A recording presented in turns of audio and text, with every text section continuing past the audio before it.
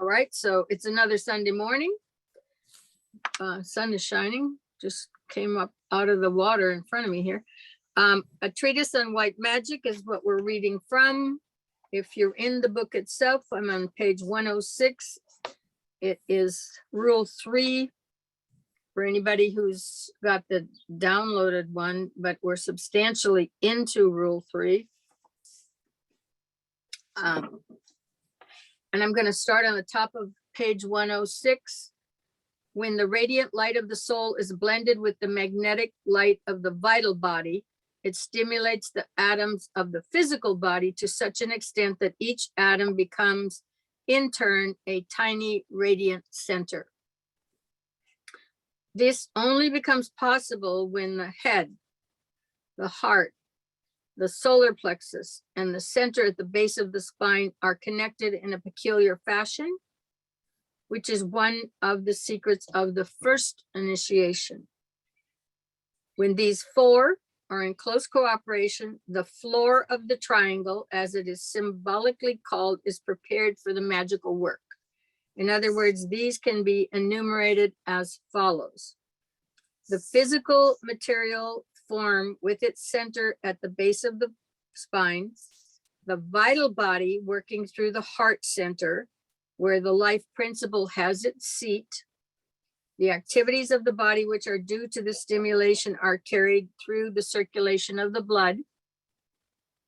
The emotional body working through the solar plexus center, and the head center, the direct agent of the soul and its interpreter, the mind.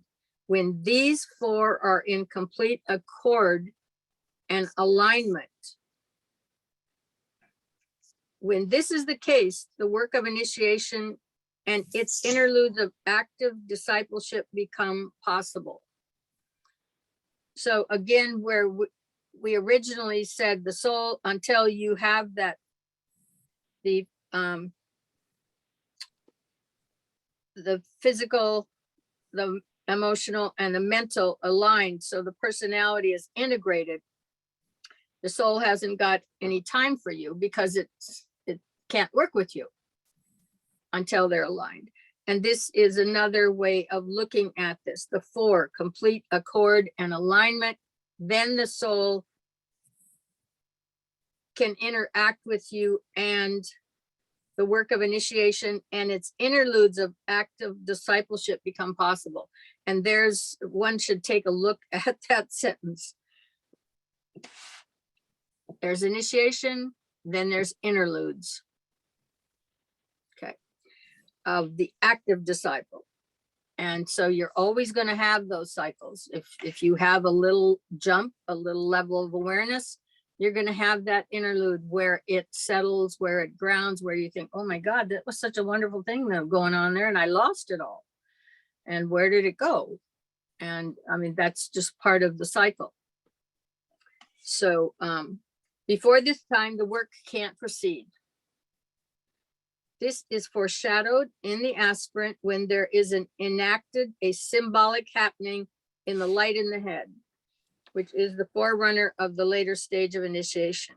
And you can't cheat by putting a coal miner's light on your head and walking around with it and thinking that you're going to fool anybody, because it won't. This is a light coming from within you. In this stage, the soul light penetrates into the region of the pineal gland. And we're getting a lot of discussion now. I don't know if anybody else has heard it, but I have, about the calcification of that pineal gland. Anybody else heard the comments on it lately? Oh yeah. It was Wi-Fi supposed to do it, and then the stuff in our toothpaste, and there's one more big one. Fluoride Like was Yeah, the right? water. Yep. Aluminum oxide, I think, was the third one. So I've been drinking like high pH balanced water before I go to bed, and so is Lisa. And I'm telling you, I feel different when I wake up in the morning by drinking that before I go to bed. So what is it, a 9? 9.5. Okay. Yeah. Yeah, which that ought to make you feel great anyway, because it's going to get all of you back kind of in the range that you should, you know, all parts of you, in other words. Yeah, it's healthy to do that, no matter what. And then there's the talk now of the decalcification of the pineal gland. Bull, I don't know if you've paid attention or heard that, but that's also supposedly in the works, coming down the line. So, but so I'm at this ready to, stage, pardon?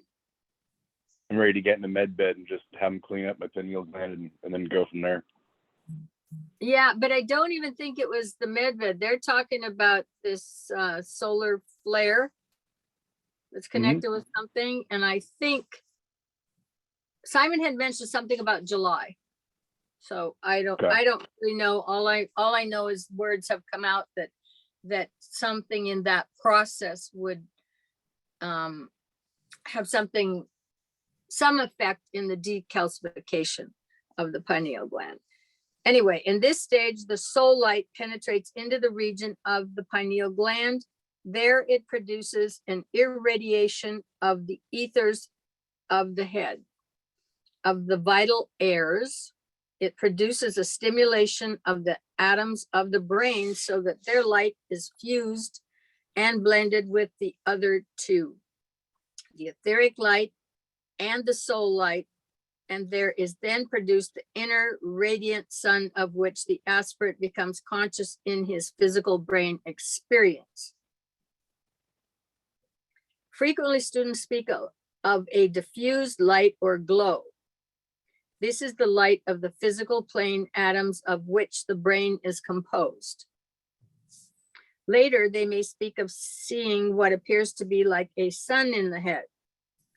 This is the contacting of the etheric light plus the physical atomic light. Later, they become aware of an intensely bright electric light. This is the soul light plus the etheric and the atomic.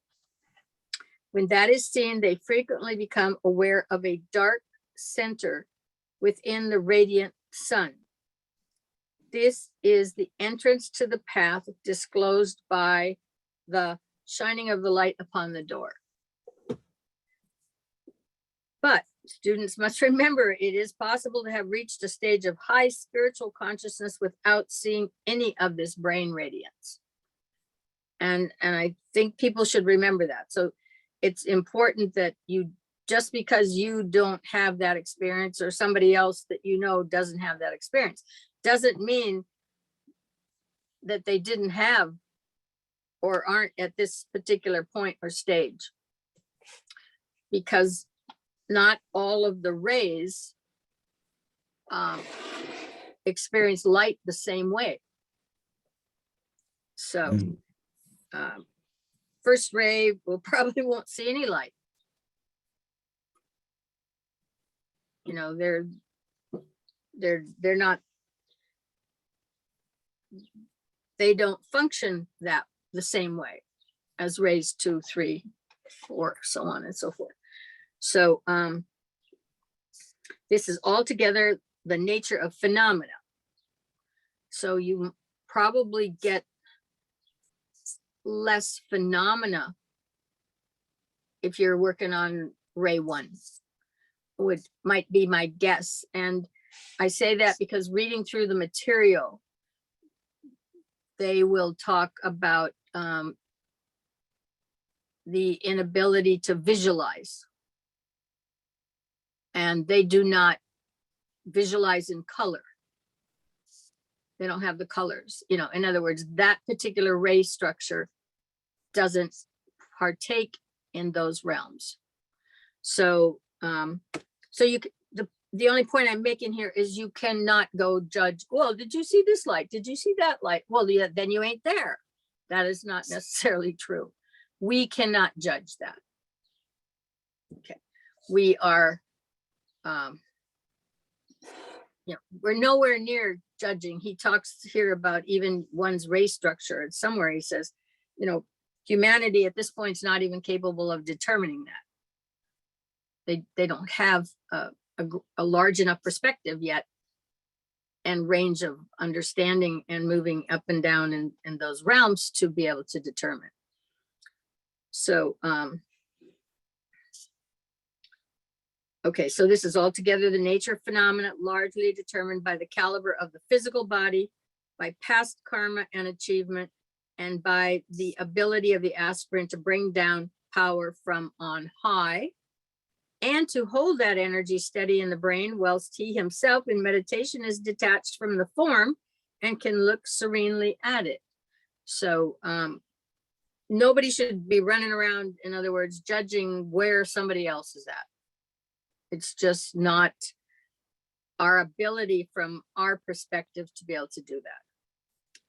When this has been accomplished, and it is not an objective to be worked for, but it is simply an indication to be registered in the consciousness and dismissed. And now he's talking about that last paragraph of being able to sit here and hold everything steady and then go out and look at yourself and observe. It says, when it's been accomplished, and it's not an objective to be worked for, simply an indication to be registered in the consciousness and dismissed, the consequent stimulation produces a reaction of the physical body. The magnetic power of the light in the head and the radiant force of the soul produce stimulation. So we got all this activity going on, and I mean, you just might think it's a bad case of gas or something, but it's not. It's this whole body, which is really incredible, has its own way of functioning other than just the normal stuff that we see on an everyday basis that, you know, we're interacting with. And this can all be going on and gets triggered and has its own little agenda. So that most people aren't even aware of, much less that it's something to be looking forward to and to want to be able to set up to be able to operate this way. So the centers begin to vibrate, and their vibration awakens the atoms of the material body until eventually the powers of the vibrating etheric body have swung even the lowest center in line into the highest. I mean, I don't think you learned that in high school. You know, the East did. They've got the chakras. They know this stuff. They've been educated. We in the West haven't, even, for that matter. Thus, the fires of the body, the sum total of the energy of the atoms, are swept into increased activity until such time as there is a rising up the spine of the fiery energy. This is brought about by the magnetic control of the soul, seated on the throne between the eyebrows. Here enters in the work of the one of the means of yoga, abstraction, or withdrawal, where the three lights are blended, where the centers are aroused and the atoms are also vibrating. It becomes possible for the man to center all three in the head at will.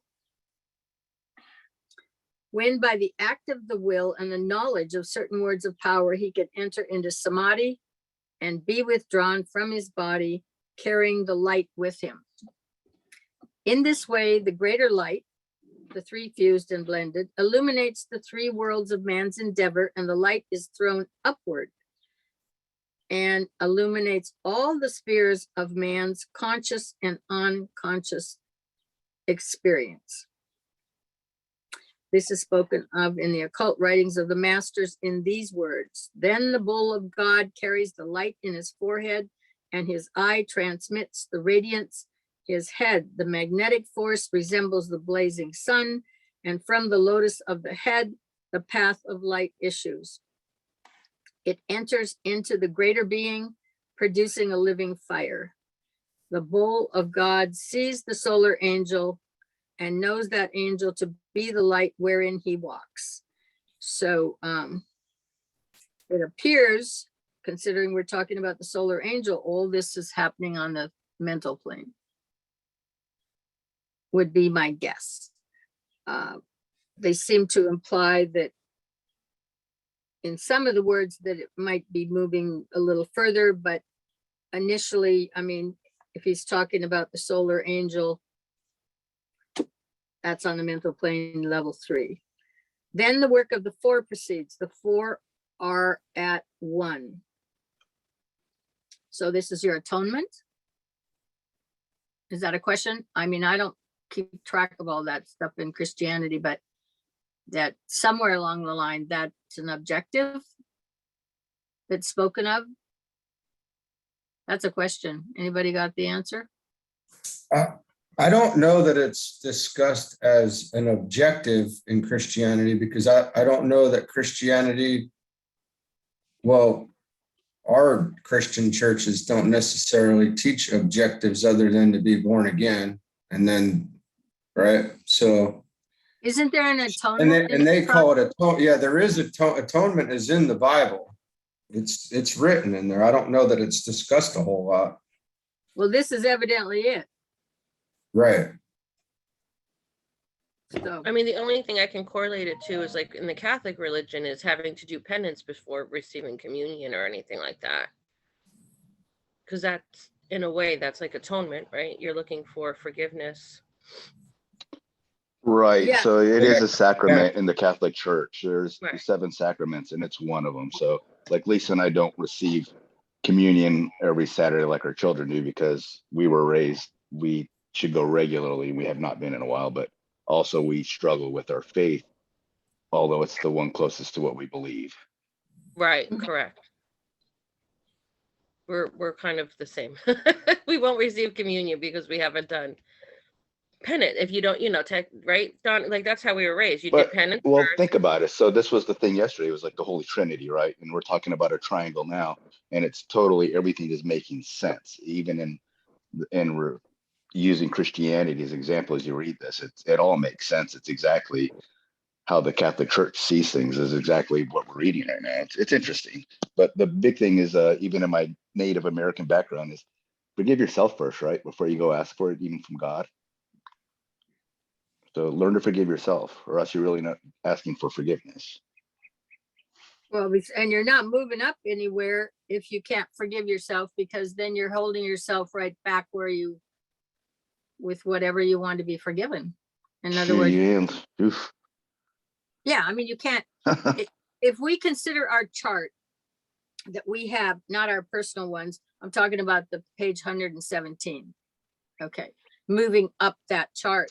Well, if you've stuck yourself with a guilt trip, or I'm a sinner, or whatever the ideology would be, down here on this lower level because I did something here and it was bad and I should be going to hell, which would mean going that way.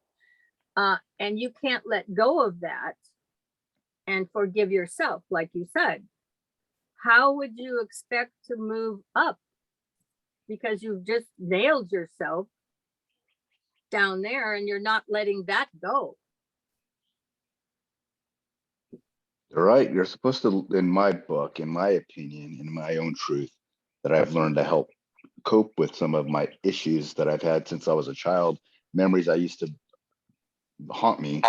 I've had to look at it as a tool to learn from, instead of going, oh man, I really made that person feel bad, or I said something I shouldn't have. Go, you know what? I learned from it. And now that I really understand what I mean when I say that, I feel better about those moments in my life. And every time I think of one, I write it down and I really concentrate on, all right, that was my learning moment, and I feel better about it. You learn to let go of whatever you attach to it at that point in time. Yes, ma'am. That's the better words. Yes, ma'am. Better words. Yeah, and when you're young, I mean, there's so many things that get misinterpreted when you're young, because you've only got a data bank of a certain amount. And so anything you're going to fit into that period of your life and evaluate, it's evaluated against a very small data bank. So the one I use most often that people identify with, I could identify with, would be, if if young children hear their parents having sex and their parents are quite vocal, their evaluation of whatever they hear is going on would be more inclined to be, oh, something bad is happening here. You know, my mother is screaming, or so on and so forth. And so they Oh, God. attach that idea with that activity. When that was a 180 from what was probably really happening if they were evaluating it emotionally. You know, and that goes forward. So all I'm saying is, so much when you're young gets attached to whatever your range is. And if it sticks in there, you know, it's not necessarily there's any basis in truth with it, but it can still lock you in somewhere, until you can become conscious of that event. And now with a, let's say the person is 25, okay, and became conscious of that and how it was viewed, because they actually have that memory come back and can release it, because it was certainly misinterpreted. Yeah, under most circumstances, unless there really was violent behavior going on at the same time or something. But basically, when we're young, there's so many things that we don't have the range to evaluate, but we might be exposed to the event patterns, and they hold us back. I'm sure that there are things that if you were brought up in the Catholic Church of what's right and wrong, that you think you're a sinner. I mean, they're pretty good at helping you understand when you're a sinner, right? Right. They don't even want you taking communion if you haven't been to church in a while. So yeah, they kind of got you by the, you know. Yeah, see, I missed all that because I was in a very benign church. There was no hellfire and brimstone or any of that. We were just supposed to love God and Jesus and be happy we're humans or something, which was a nice place to basically come from. But, you know, when you start looking at this material, and we even look at that chart, and I mean, it's the movement up that's the positive one, and the movement down, you know, pulls you back to where you were. And if you want to keep going further down the elevator, yeah, that you're probably not making too many brownie points this lifetime. You know, on the, we're moving back on up scale, but there's really no hell. There's just the different levels and the ranges, and you're either working this way or you like staying down here a little longer, kind of thing. But we must always remember life sustains all of this, that it sustains this whole planet, sustains everything, but we're just, that gets personal here. It sustains this planet, and it sustains every human being on this planet who is alive. So our evaluation we should give second thoughts to, let's put it that way, before we're condemning this, that, or whatever. We may not want to go the route somebody else is going, and because we're going in another direction, but life sustains all of that. So that's one you can ponder and think about, because for some reason, we'll say that God bestows the life. Okay. Then for some reason, God is bestowing it on everyone that's here and alive. For some reason, I don't have the answer. I just know that I probably don't have the capacity to have that answer, but it is being done. I'm aware that life is, they're imbued with life just like we are. Whoever they are, they're alive on this planet.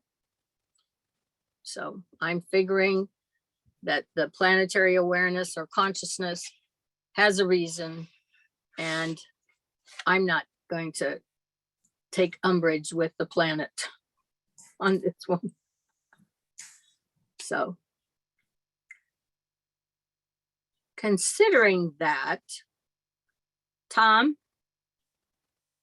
what'd you think about that?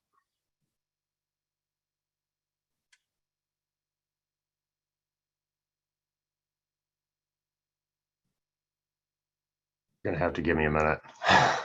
Okay. Um,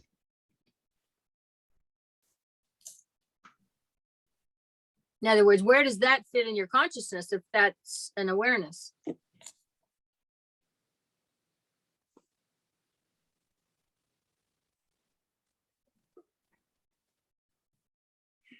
I am not sure.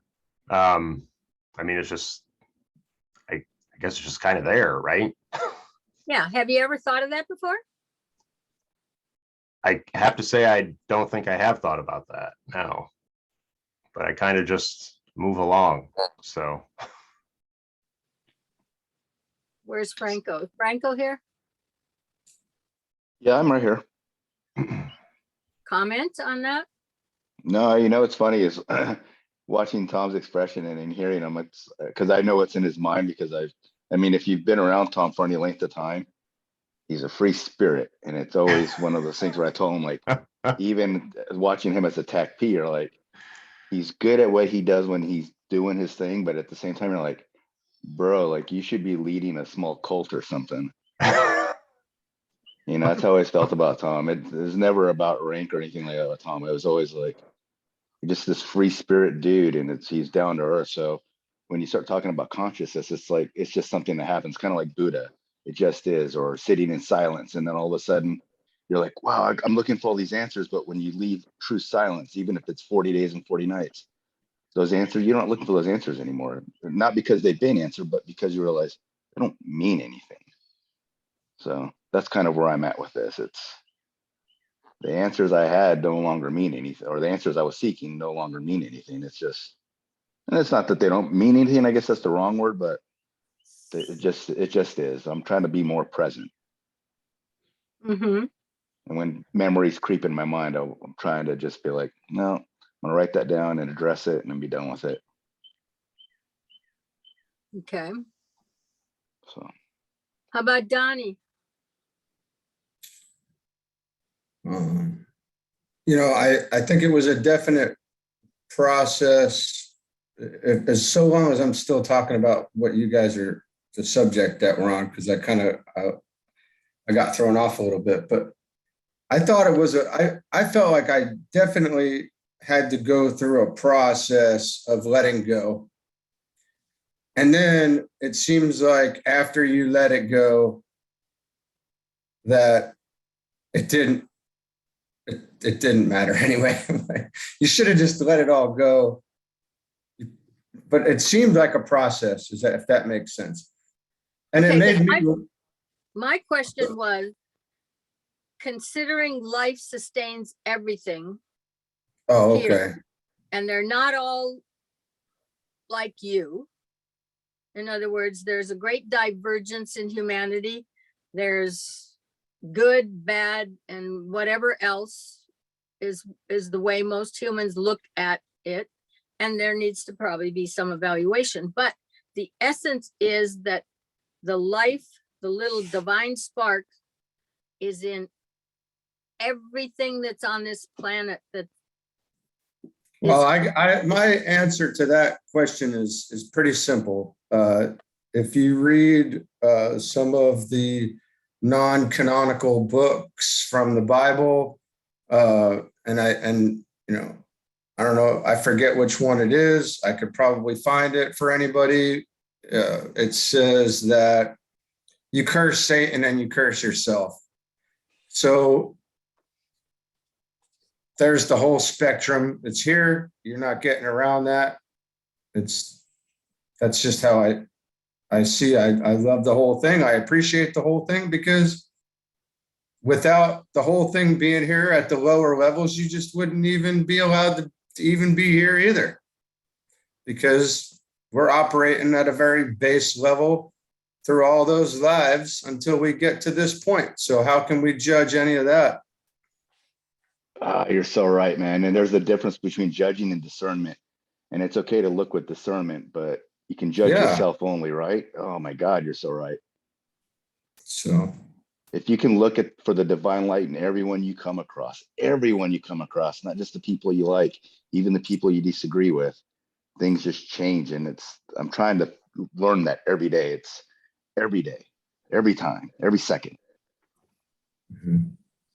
Pretty cool, man. I'm glad you said that. Word. Okay.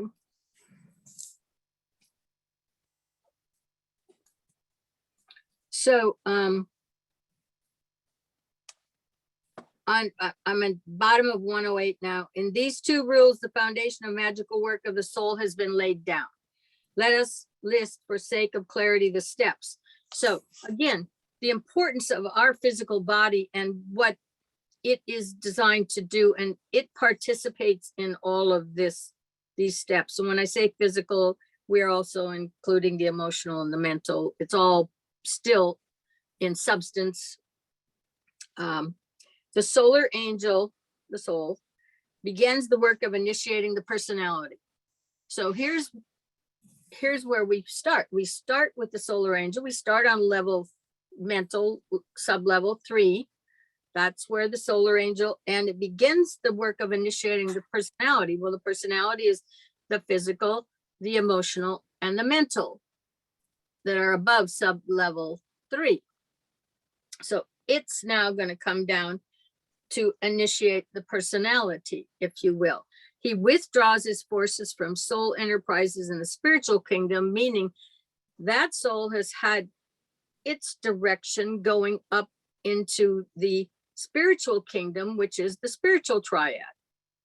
And remember, DK always says the soul is the initiate here.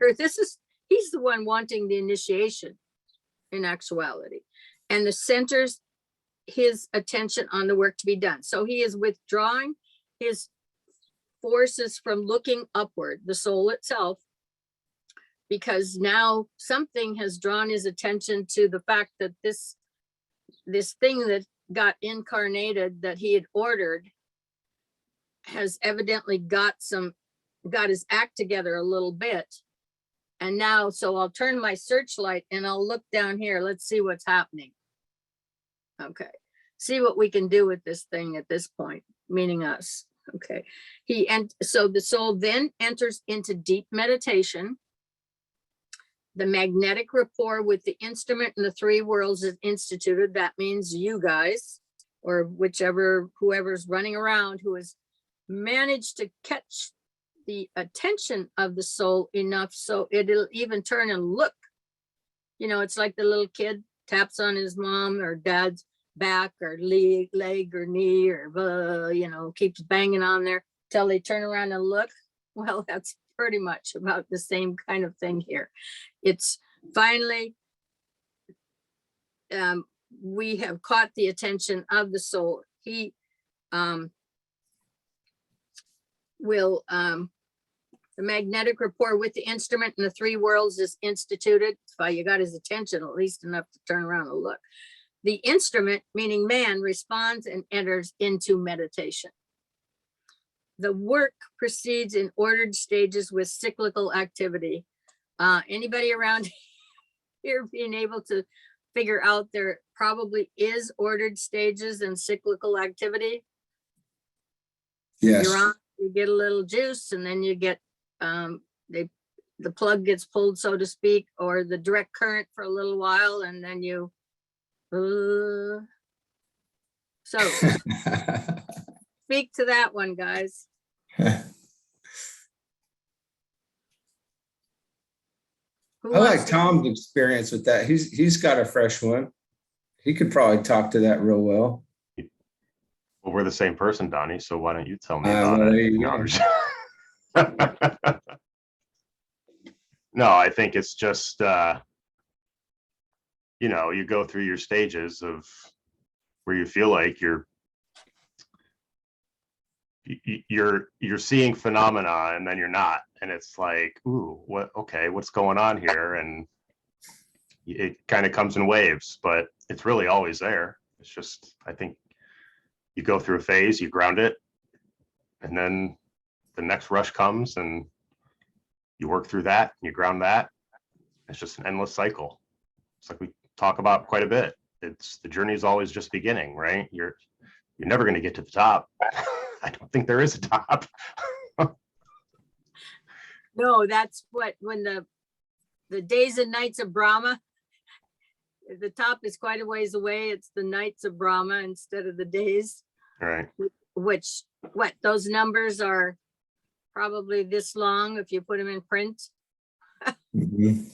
If you get into Blavatsky's secret doctrine and you get these numbers of the length of the days and nights of Brahma or something, they're what, 12, 15 digits long?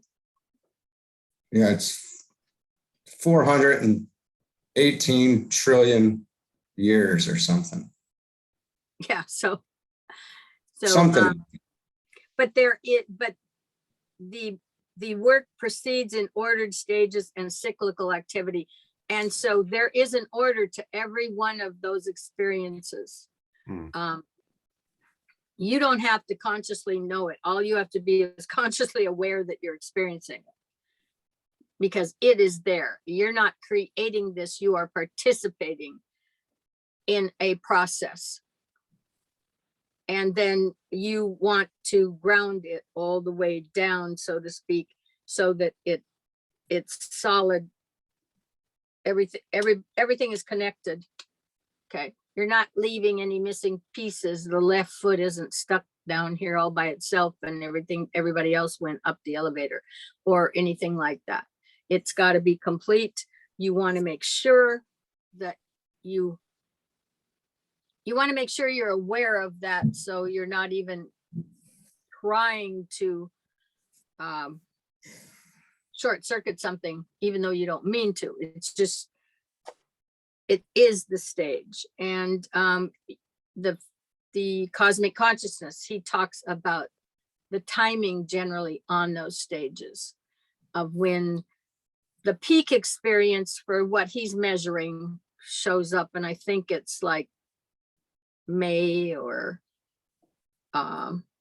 April or May, somewhere in there. Usually you'll get that peak and then that all's got to settle down, and then you think it's gone away and you're just back to old normal, whomever, whatever, and oh, what a bummer. And and you think you lost it all. You didn't, but you don't realize that. So, but It's, initially, well, you're on sorry. a high, can't believe, because you're experiencing some upper level of energy that you didn't have before, that is lighter in nature and lighter probably in more light. And so, oh wow, man, I'm woohoo and really feeling great initially, and then you start to absorb that and becomes part of you, and then it's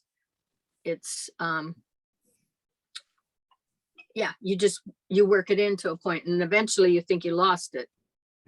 Because it's no longer, you're no longer on this high. Yeah, your feet get heavy again. Yeah. But the essence of whatever information, experience, however you want to deal with it, is now yours. It's just that it's old hat now, from your conscious perspective. You know, again, like I said, it's like a 4th of July sparkler. You light it once and you get, okay, try to light it again. The same sparkler, nothing happens. It looks like a dud.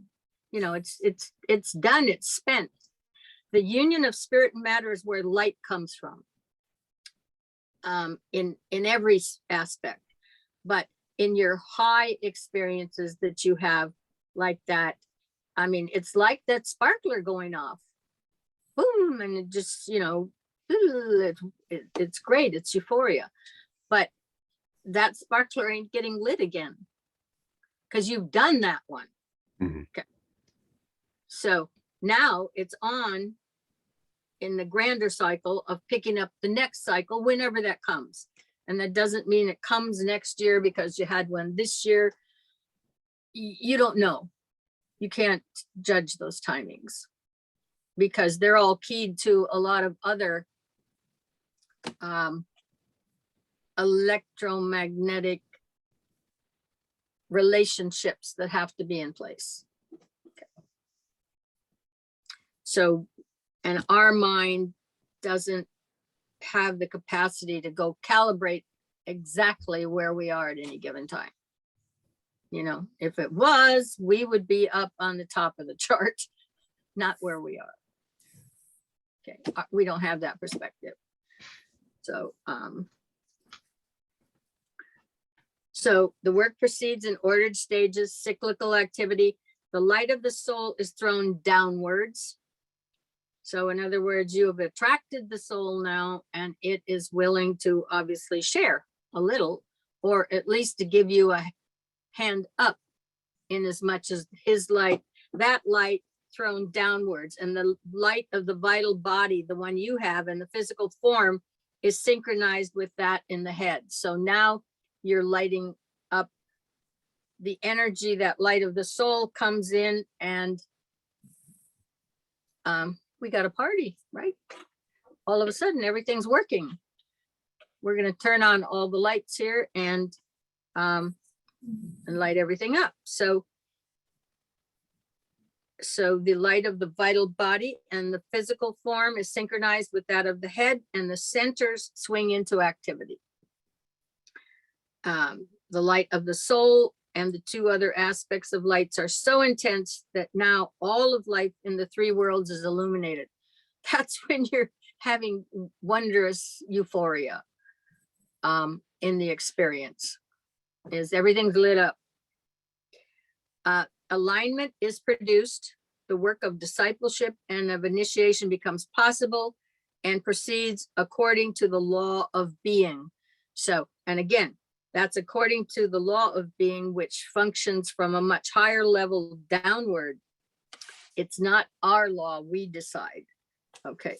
And these are when he will talk about laws and rules in rays and initiations, the rules are what humans in the course of eons have figured out works best, and probably you should consider when you're in process. The laws are the basic functions of these upper levels and how they're designed. And now they're in when we hit the mental plane, we got concretion of energy, so that these things up there last. It's not like being down in the sandbox. It's not like working with Play-Doh. Well, let's make it look this way this time, and then we'll restrike it and make it another way. When you get to the upper level, the 4 upper levels, you are with structures that they're set, and they work in a certain way, and they're not going to change. You will work to become consciously aware of their functionality and their information, so on and so forth. But you're not going to go in there and twist them and turn them and change them this way or that way. You are now going in union with God, if you will. And that's one of the things that, like the Nestorians and early Christianity, that was one of the arguments, was man makes his union with the divine. That one was tossed out in terms of the at the Council of Nicaea. They finally, but the argument was going on from the 2nd century. Cyril and Alexandria and Theodosius and in Syria, and the Nestorians lost out. And we ended up with the Christianity we've got, that there was only one man and he was born perfect and there is to be no other, so you have to follow him. Where the union, this we're talking about, is the union. When you come up and make that connection with that spiritual triad after the 3rd, or experience during the 3rd, I think he says. By the time you're done with that, you have made that connection, and now then it's a whole nother levels of time for you to become that all the way up. because we're functioning in time. So we deal with it from a concept of time. But so the light of the soul is thrown downward. The light of the vital body and the physical form is synchronized to that that's going on in the head. The centers swing into activity. The light of the soul and two other aspects of light are so intense that now all life in the three worlds is illuminated. That's when they think you're crazy. By the way, anybody else watching you, because you're really lit up. Obviously, here everything is lit. Alignments produced. The work of discipleship and initiation becomes possible and proceeds according to the law of being. And the law of beings is those laws that are up in those upper four levels that we don't normally deal with yet. We will, according to cosmic consciousness, we're just starting to come into being able to make that connection, mankind as one, but it's one of his, it's part of his legacy. It's part of his destiny. Okay, but we're just getting there. Just like at one point we couldn't see either because we didn't have eyes that saw. And then they became, over eons of time, functional to the point where we have them now, and they're probably still expanding because we're getting some etheric vision for people. And so this also is part of our destiny and part of our legacy. But what's happening here is we just want to move a little faster. That's why we're here on a Sunday morning in early sometimes. So we want a little jump start. That's why we're pushing. There's other people who are just quite happy where they are and everything works well for them. And but this material is for people who want to push a little faster, a little harder. So the principles and the personalities, I'm on page 109 now. There is, however, a point which merits, the question I wanted to ask, okay, because I don't know all these things. Every once in a while, I watch Casablanca and Sydney Greenstreet, and they're, of course, in Casablanca, and that's what, in Morocco? And so Sydney Greenstreet, he's the bar owner, and obviously the other guy is too. So Sydney Greenstreet, when he comes in, he goes like this. So I'm assuming that that is some recognition or something in Middle Eastern philosophy. Anybody know what that represents?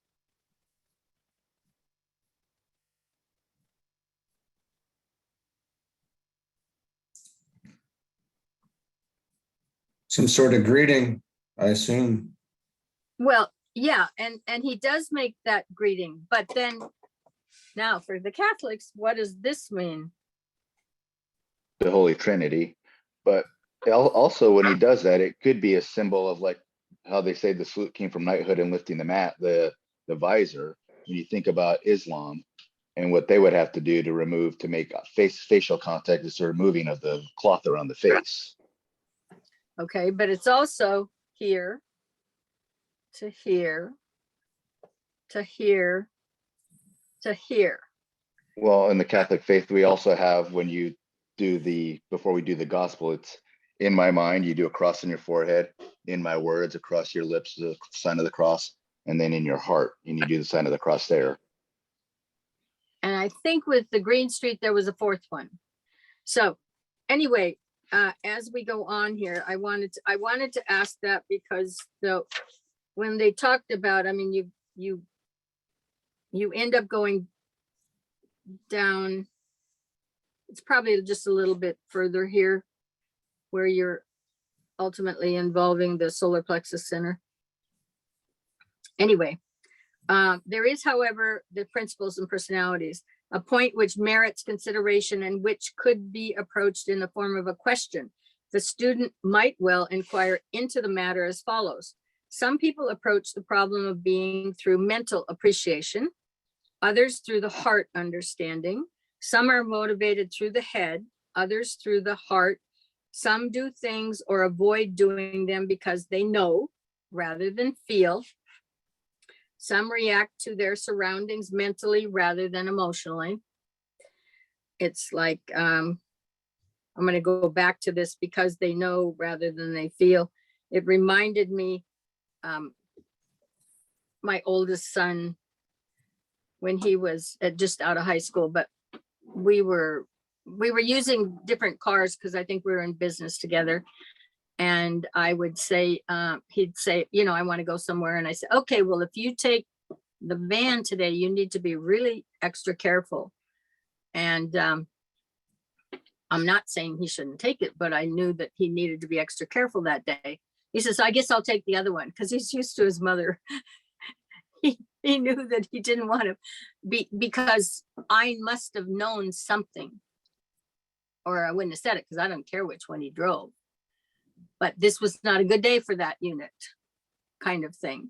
So in his case, he just had learned that, well, okay, if mom knows something, then I'm not going to question it. I'll just shift to something else, because my experience with her is generally, if she says it, there's a reason, kind of thing. But there's the difference between the knowing and the feeling kind of situation. Some do things or avoid doing them because they know rather than feel, blah, blah, blah. And the point on which to seek illumination is whether the path for some is not to serve because they know rather than love God, who after all is but their innermost selves. Is not the path of the occultist and of the sage rather than of the mystic and the saint. When all is said and done, is it not a question primarily of the ray one is on and the master under whom one serves one's apprenticeship? Is not true knowledge a species of intellectual love? If a poet can pen an ode to intellectual beauty, why not we express appreciation of a unity that is conceived of the head rather than of the heart? Hearts are well enough in their way, but they are not suited to the world's rough usage. And this is a question he's posing, as I understand. Can one do aught but accept his present limitation while seeking such transcendence as is by the divine law of evolution?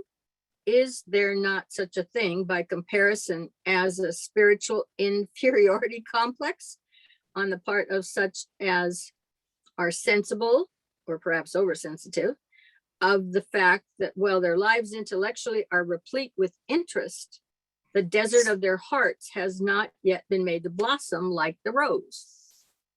In other words, provided one repairs to his appointed station and there serves in his acceptance of brotherhood in the presence of fatherhood, what difference does it make that the fundamental postulate is with him a thing of the head rather than the heart? Now, this is DK answering. I would answer such a question following. It is not a question of ray or even of the basic distinction between the occultist and the mystic. In the rounded out individual, both head and heart must function with equal power. In time and space, however, and during the process of evolution, individuals are distinguished by a predominating tendency in any one life. It is only because we do not see all the picture that we draw these temporary distinctions. In one life, a man may be predominantly mental, and for him, the path of love of God would be unsuited. The love of God is shed abroad in his heart, and to a considerable degree, his occult approach is based on the mystical perception of past lives. For him, the problem is to know God with the view of interpreting that knowledge in love to all. Responsible love demonstrated in duty to group and family is therefore for him the line of least resistance. Universal love raying out to all nature and all forms of life will follow on a more developed knowledge of God, but this will be part of his development in another life. Okay. Students of human nature, and this all aspirants should be, would do well to bear in mind that there are temporary differences. People differ in their ray, which affects predominantly the magnetism of the life. The approach to truth, either the occult or the mystic path, having the stronger drawing power. Polarization, deciding the emotional, the mental, or the physical intent of a life. Status and evolution leading to the diversity seen among men. Astrological sign determining the trend of any particular life. And please note that that is for just for a life. And it's just a trend, so that because we focus on astrology a lot, but as you can see here, it's down the line as far as the determinations. And then there's the race, bringing the personality under the peculiar racial thought form. So the sub-ray on which a man is found, that minor ray which varies from incarnation to incarnation, largely gives him his coloring for this life. It is a secondary hue. Forget not, the primary ray of the monad continues through the eon. So I know some groups where the leader indicates he is a third ray monad. Okay. And he can determine his history and why. But the point is he sees and understands that's who he is. The majority of the system, I think when you start reading this material, there'll be second ray monads because this is the second ray system. Okay. And then there would be very rare occurrences where you would have the first ray monad, because that, one, it would be potentially be very destructive to this system. So the functionality in it from a monadic viewpoint would be somebody who might come in here and literally raise havoc with the existing forms and the existing design, and whether intentionally or not might not even be the case. But these are electromagnetic systems, and so the functionality of that energy on a first ray system is very different than the functionality of the second ray system, and probably the functionality of the third. Okay, so but basically I would say that they indicate most everything in this system is a second ray. And so even if you have any kind of first ray aspect, it's usually on the overall a second ray, but then you might be on the first sub level. But it's still colored for the most part by second ray. This is a love wisdom system. And that's what you're doing. And interestingly enough, when he gets in his rays and initiations and he gets to the back and you're getting ready to leave, you can't stay here. So you do graduate and you have to matriculate somewhere else. But he says the qualities of this system, which are what you have developed being in this love wisdom system, when you exit this system and go into a larger, wherever you're going, you will always embody the qualities that you learned in this system, and you take that to another part of the universe, wherever you're going. It becomes part of you, and I would assume then if you're creating something else, those qualities and those aspects you take out into wherever you're going. And anything you would create would still be an integral part of that, which might be a plus if in other words, we created something here, it's a certain quality, and now we can take it and it can be developed and utilized somewhere else that may not have that quality.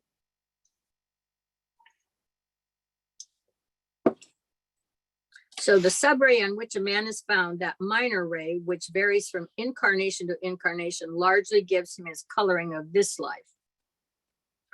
It is his secondary hue. Forget not, the primary ray of the monad continues through the eon. It changes not. It is one of the three primary rays that eventually synthesize the sons of men. The ray of the ego varies from round to round, and in more evolved souls from race to race, and comprises one of the 5 rays of our present evolution. It is the predominating ray to which a man's causal body vibrates. So what they're basically saying, the ray of the ego, well, the ego is the soul, okay? That is his causal body. So the ray of the ego varies from round to round, more evolved souls race to race, comprises one of the 5 upper levels, corresponds to the ray of the monad, or it may be one of the complementary colors to the primary. The ray of personality varies from life to life. Okay. Till the gamut of the 7 subrays of the monadic ray have been passed through. So that one is, let me go back here again. The ray of the personality. So you're gonna be different, is what he's implying, through all these different incarnations. And so right there, the personality ray varies from life to life till the gamut of the 7 subrays of the monadic ray have been passed through. So you're just going around and around. So the point I'm making is you can't go look at somebody and point and say, okay, well, you can't pigeonhole them. Okay. Because you wouldn't even know all their lifetimes, much less, all you're looking at is one version for the moment in this lifetime. Therefore, in dealing with people whose monads are on a similar or complementary ray, it will be found that they approach each other sympathetically. We must remember, however, that evolution must be far advanced for the ray of the monad to influence extensively. So the majority of cases do not come under this category. Because where does the monad sit? It sits on the top of the chart from page 117. So, and that has no interest in what is going on down here for a long time. You have to be you're developing in the spiritual triad, which is the zones of 3, 4, and 5, are connections. And then it's above the monad's above that. So, it has very little interest in whatever is going on down here. So when they say that connection it's for the most part are not going to have an effect. So you're going to look to things that are a little bit lower. So with the average advanced men who are struggling to approximate themselves to the ideal, similarity of the egoic ray will produce mutual comprehension and friendship follows. So in other words, if your soul rays are similar, you're probably going to recognize each other. You're going to be friends. You're not going to run around and say, oh, well, hey, your soul ray is like mine, so we're going to get along fine. It's just intuitive kind of thing, but it will just be something where somehow or another, you just really like each other. You feel good around each other. And you're probably going to want to be friends and develop a relationship. Mutual comprehension and friendship follows. It is easy for 2 people on the same egoic ray to comprehend each other's point of view. And they become great friends with unshaken faith in each other for each recognizes the other acting as he himself would act. Yeah, so I like you because you're like me. So you reinforce me. So I have no argument with you, right? You make me feel good. Now I even feel better about myself than I did before I met you. Kind of thing. But when added to the egoic similarity of ray, you have the same ray of personality, then you have one of those rare things, a perfect friendship, a successful marriage, an unbreakable link between the two, and this is rare indeed. Okay. When you have two people on the same personality ray, but with egoic ray dissimilar, you have those brief and sudden friendships and affinities that are as ephemeral as a butterfly.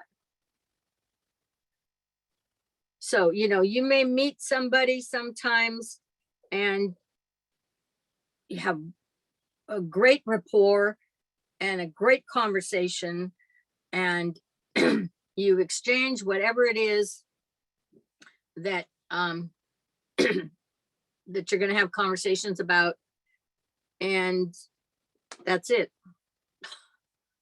You know, it's not a lasting friendship. You just had a really good exchange. That was all there was to exchange. And you've both benefited from it in some way, I'm sure. But off you go. And there's no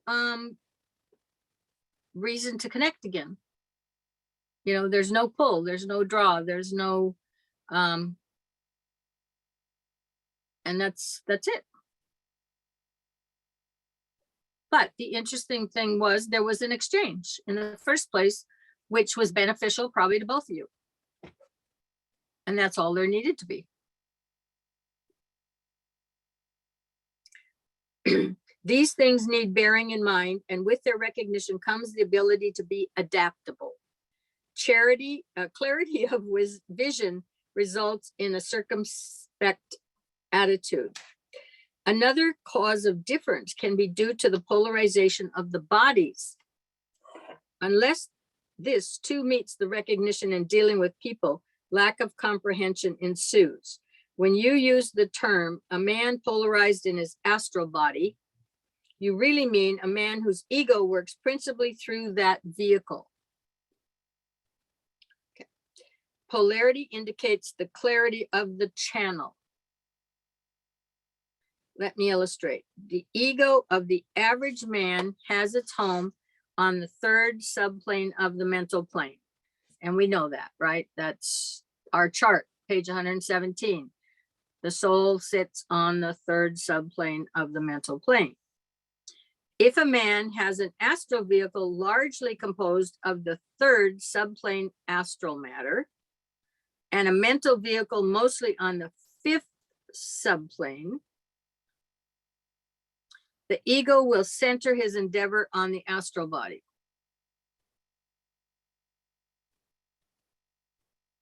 Okay.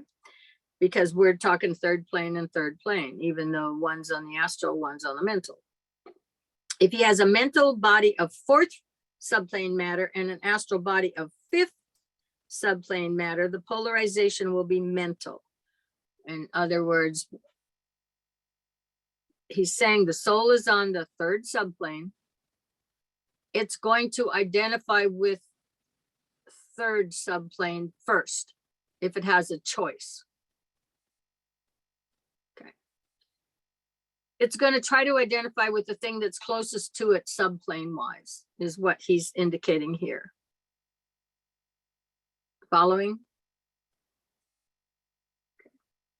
I'm not sure if we're even advanced enough to know why he's explaining this, but we're going through it anyway. Okay. When you speak of the ego taking more or less control of a man, you really mean that he has built into his bodies the matter of the higher subplanes. So there's the answer to the question I just posed of the why. Okay. So you've got the ego takes control with interest only when the man has almost entirely eliminated the matter of the seventh the 6th and the 5th subplanes from his vehicles. In other words, when we go back to A.A.B and we talk about the vibrations and that you are always looking for that matching vibration, because to completely succeed moving up a full plane, like from like the physical, now we're talking way back when, she'll indicate that when you have experienced all the vibrations that are on that range of the physical, then you can take the first initiation, because you are fully equivalent to it. Nothing will draw you back, because you've got the match to all of it. So it's not that plane is no longer going to attract you and pull you back because you're missing something. Okay. The ego takes control with interest only when the man has almost entirely eliminated matter of the 7th, the 6th, and the 5th subplanes from his vehicles. When he has built in a certain portion of matter of the 4th subplane, the ego extends his control. When there is a certain portion of the 3rd subplane, then the man is on the path. When the 2nd subplane matter predominates, then he takes initiation. And when he has matter of only the atomic substance, he becomes a master. So if you want to know what it takes, there you are. Therefore, the subplane a man is on is of importance, and the recognition of his polarization elucidates life. So you are where you are. And by master, he just meant master of that plane, right? Not, he didn't mean actual, because no, come on. When you're of only atomic substance, you become a master, yes. Oh, no, I know, but he does talk about, I think like 7, 6, and 5, you become a master of that plane. I think what he meant when you get to the first subplane of that, of each level, you become a master of that. No, plane. he said when his matter is of only atomic substance. That means every one of the subplanes going on up and out. We're nothing to do with the lower 3 planes. Okay. Just checking, because I'd read some of that somewhere before. Okay, makes sense. Yeah.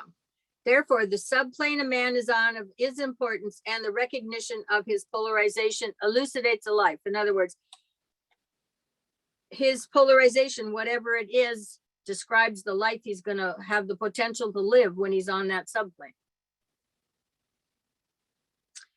The third thing you need to remember is that even when these 2 points are admitted, the age of the soul's experience frequently causes a lack of comprehension. The above 2 points do not carry us very far, for the capacity to sense a man's ray is not for this race as yet. And that's what I was saying earlier, when they run around trying to guess what everybody's ray is on. But he's basically saying, look, you don't have the capacity. Mankind doesn't have the capacity to determine that. He's not there yet. He doesn't have enough distance of perspective to be able to look back at anything and say, okay, well, that is 5th ray and that is blah, blah, blah. Okay. Approximate supposition and the use of the intuition is all that's possible now. Now, he worked with Discipleship in the New Ages. He has 2 volumes in there, and he worked with groups early on, and he determined their ray structure. But that was pretty much it. I don't think there's anybody else. I know there's groups who figured they could figure that stuff out, but basically, I don't think you could count on it. You know, you wouldn't bet your life on it, what somebody told you, or at least I wouldn't consider that at this point in time. The little evolved cannot comprehend completely the much evolved. And in a lesser degree, the advanced ego comprehends not the initiate. The greater can apprehend the lesser, but the reverse is not the case. That's just logic, right? Yeah. As regards the action of those whose point of attainment greatly transcends your own, I can only ask you to do 3 things. Reserve judgment, because their vision is greater. Forget not that one of the greatest qualities members of the lodge have achieved is their ability to view the destruction of form as unimportant. And their concern is with the evolving life. So let's talk about, what does that mean? One of the themes that came from the East when in the 60s, and even the 50s for that matter, because the beatniks should really be counted in there as being opening the avenue for the United States, because they were in New York, but they brought in some of the Eastern stuff before the 60s came. And we had that descent of energy that came down and lit up the whole planet and ignited the concept of love in a way it hadn't been ignited. And then the East and the West, again, now we get the Eastern philosophies and religions coming in. So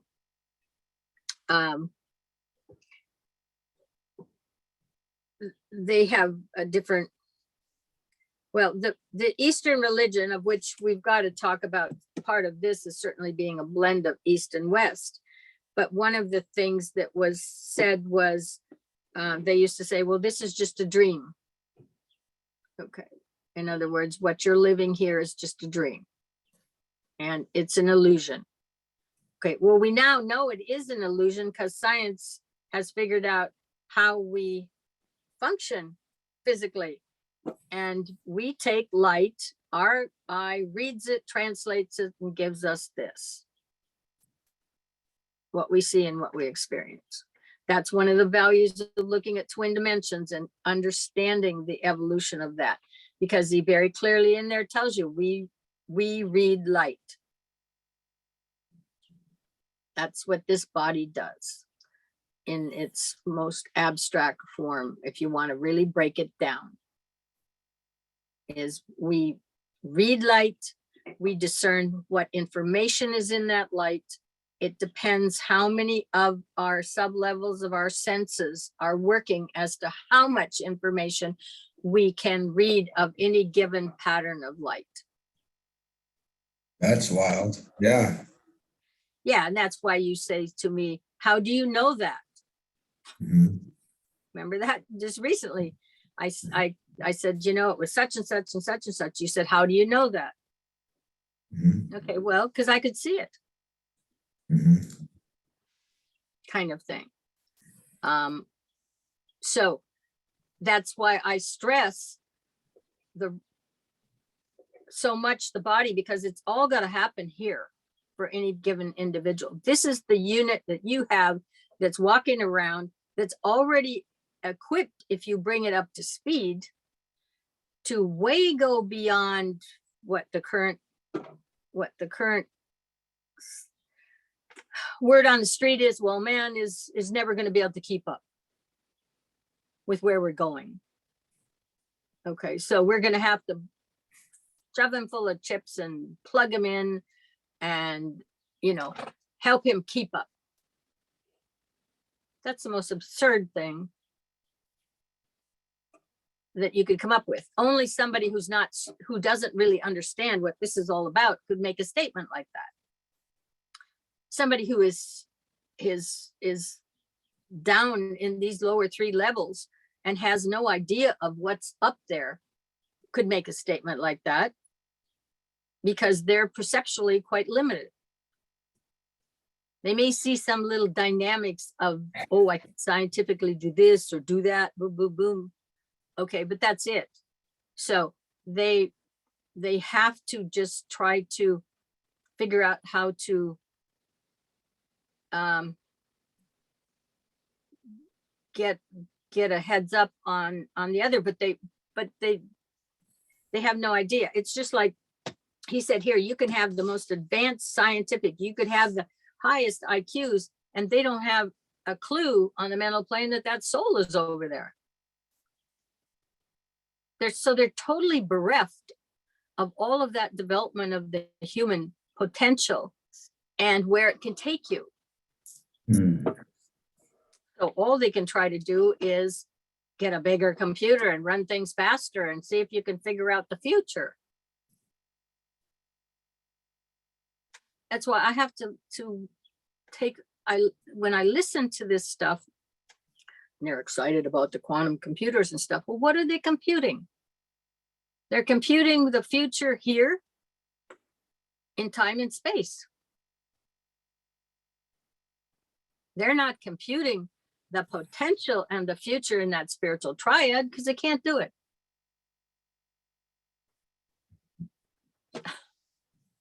So, I mean, you know, they're extremely limited. They just don't realize it.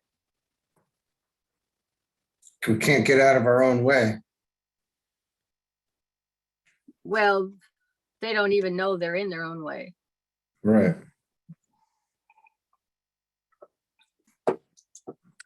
So, so going back to this statement though, and the point of this statement is the members of the lodge. In other words, when you get up into the spiritual triad, remember, you have given up your physical form at the fourth initiation. Okay. And you no longer need to have a physical form, but you're to maintain your consciousness. So you don't need the body. You're running around.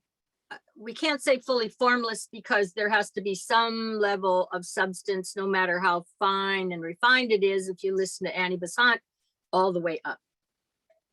But you don't need to incarnate.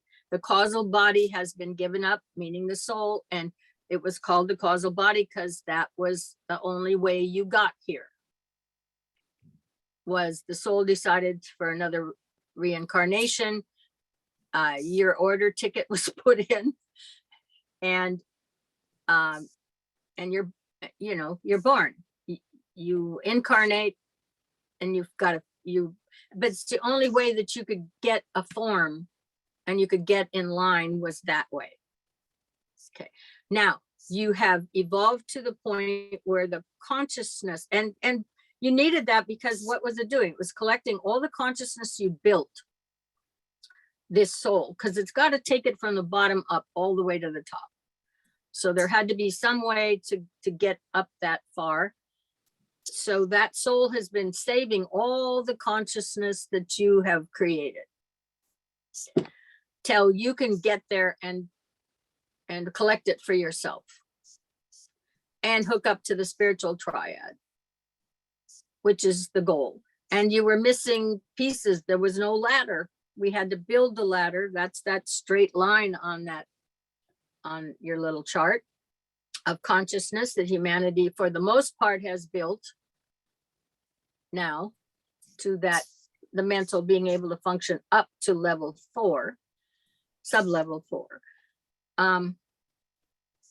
But then there is that leap of which the soul has wanted, but it's been stuck on level 3. It's got a form, a structure equivalent to the energy qualities of level 3 that has been storing all of your history, all of your conscious creation, till you can get up there and connect with it. So the conscious creating machinery here, plus the consciousness that's been created. So they talk about putting that consciousness together. And in that experience, level 3, he says you do make an initial contact with each of the permanent atoms in the spiritual triad. So now, and this follows with the Christian philosophy, is Christ will tell you that after the cross, And after the process, because that was all part of that process, he's demonstrating he can come back after he's died and reappear, and he still has life and consciousness. Okay, so that's the process. Those are the levels that you need to go through to get to that point. I'm still working with this one sentence of their ability to view the destruction of form as unimportant. Down here, you always needed a form. That physical body had to be built. It was built by the, within the form of the mother. It was just, but it needed both the mother-father union to build the form. Okay. And it, in the end, it gets traded in. That form is discarded. Whatever consciousness you created, the essence of that synthesized is stored until you can get up there. So what he's talking about here in this sentence is that forget not one of the greatest qualities members of the lodge, the Great White Lodge, those are the ones that have reached that spiritual triad. They're functioning on those 3 levels. There is their ability to view the destruction of form as unimportant. Well, why do they think it's unimportant? Because they now know that those are just, it's like going to the store and trying on a bunch of different dresses or a bunch of different suits or whatever.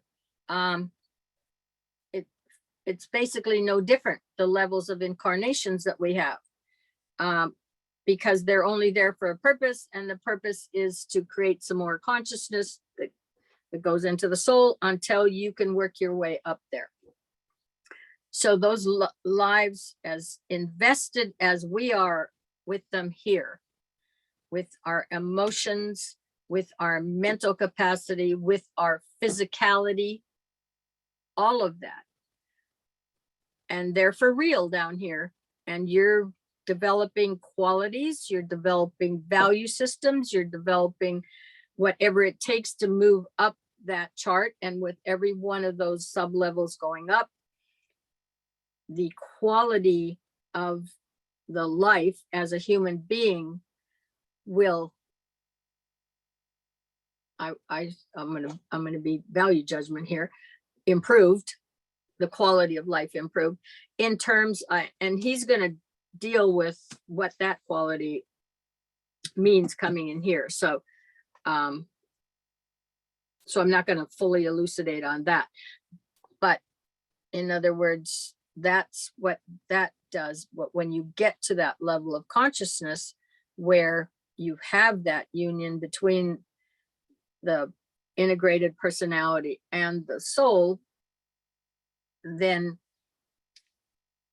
and you move up into the spiritual triad, you realize that, hey, that's just a game that's being played down there over and over and over again with the forms that need to be created to accomplish the goal. But in other words, that given life in that time frame, you're fully invested in it, but when it's over, it's over. It's discarded.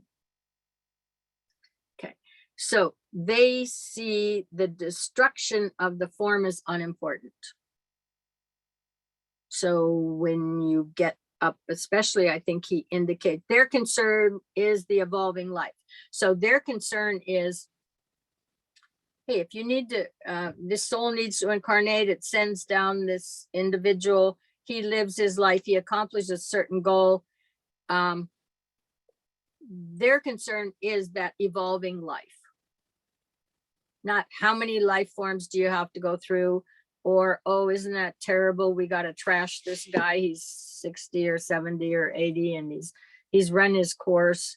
And isn't that horrible? They don't think that at all. They recognize that that's the way it is. That's the way it's processing. And that is,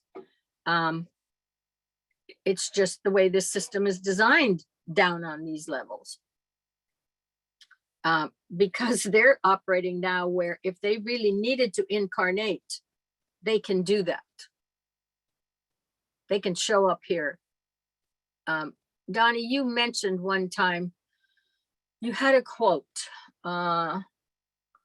something about you materialize the form and everybody sees it. I'm talking about somebody up on the upper levels, like one of the masters or whatever. I don't know if it was DK or not DK, but KH or what.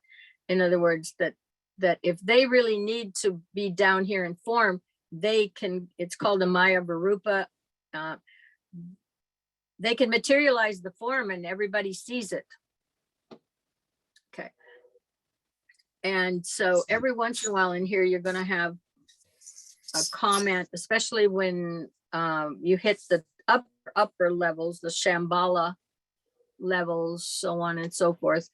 And he makes a remark, it won't be in this book, that they decided to let World War II go and not intervene because they figured humanity could handle it. And, you know, and the first time I saw that, which was decades ago, I thought, what the hell are you talking about? You know, you just could arbitrarily make that decisions that the rest of us down here on these lower levels are going through war and getting shot and killed and all the stuff the war means. And my first concerns, I mean, I'll go back to the sentence. It says, reserve judgment, their vision is greater. Okay, well, I was reserving no judgment in those days in that regard. And I thought, you know, screw you if you think you can make those decisions, because they're really real for us. Okay. I mean, we experience the difficulties with every one of our senses and every one of our, the way we look, and we see how people are hurt and all of this and that. You guys have had the war, so you should know. But as far, you are going to find in these books that on those upper levels, whether you're getting blown to smithereens or not in a physical form is not their first concern. It's the evolving life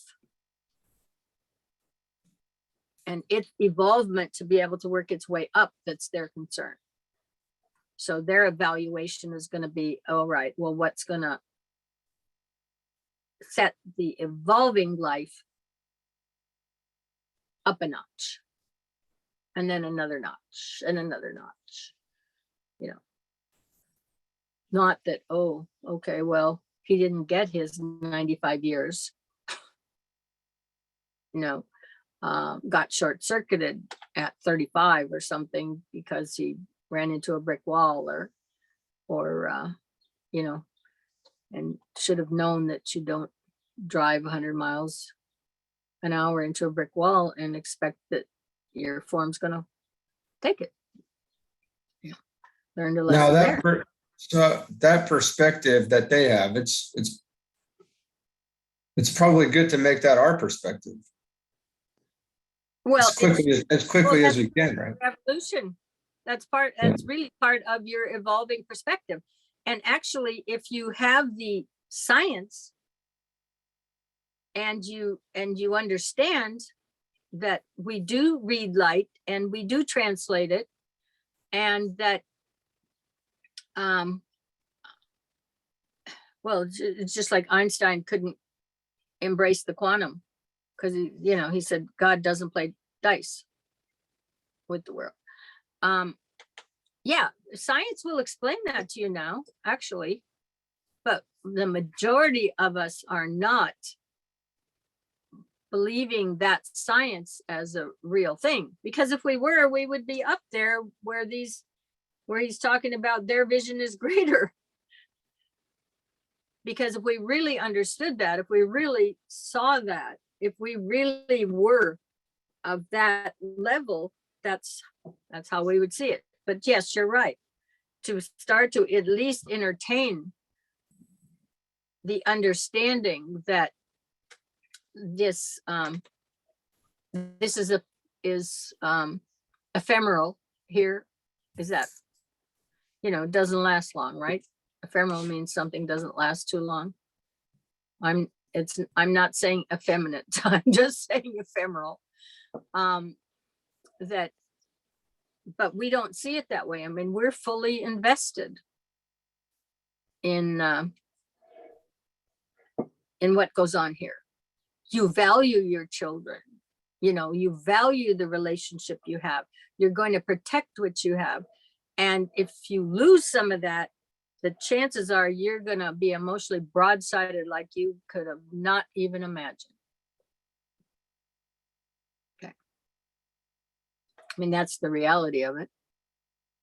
So knowing that these perspectives are coming from the higher levels, we keep what we got and we add these perspectives, and now you've got a whole new thing going on. Yeah, I mean, you're certainly going to second guess yourself on some of your value judgments, I guess, is probably what I would say. I mean, you're not going to go run somebody down and say, oh, that's okay. He wasn't real anyway. Okay. Because that's not what you're here to learn either.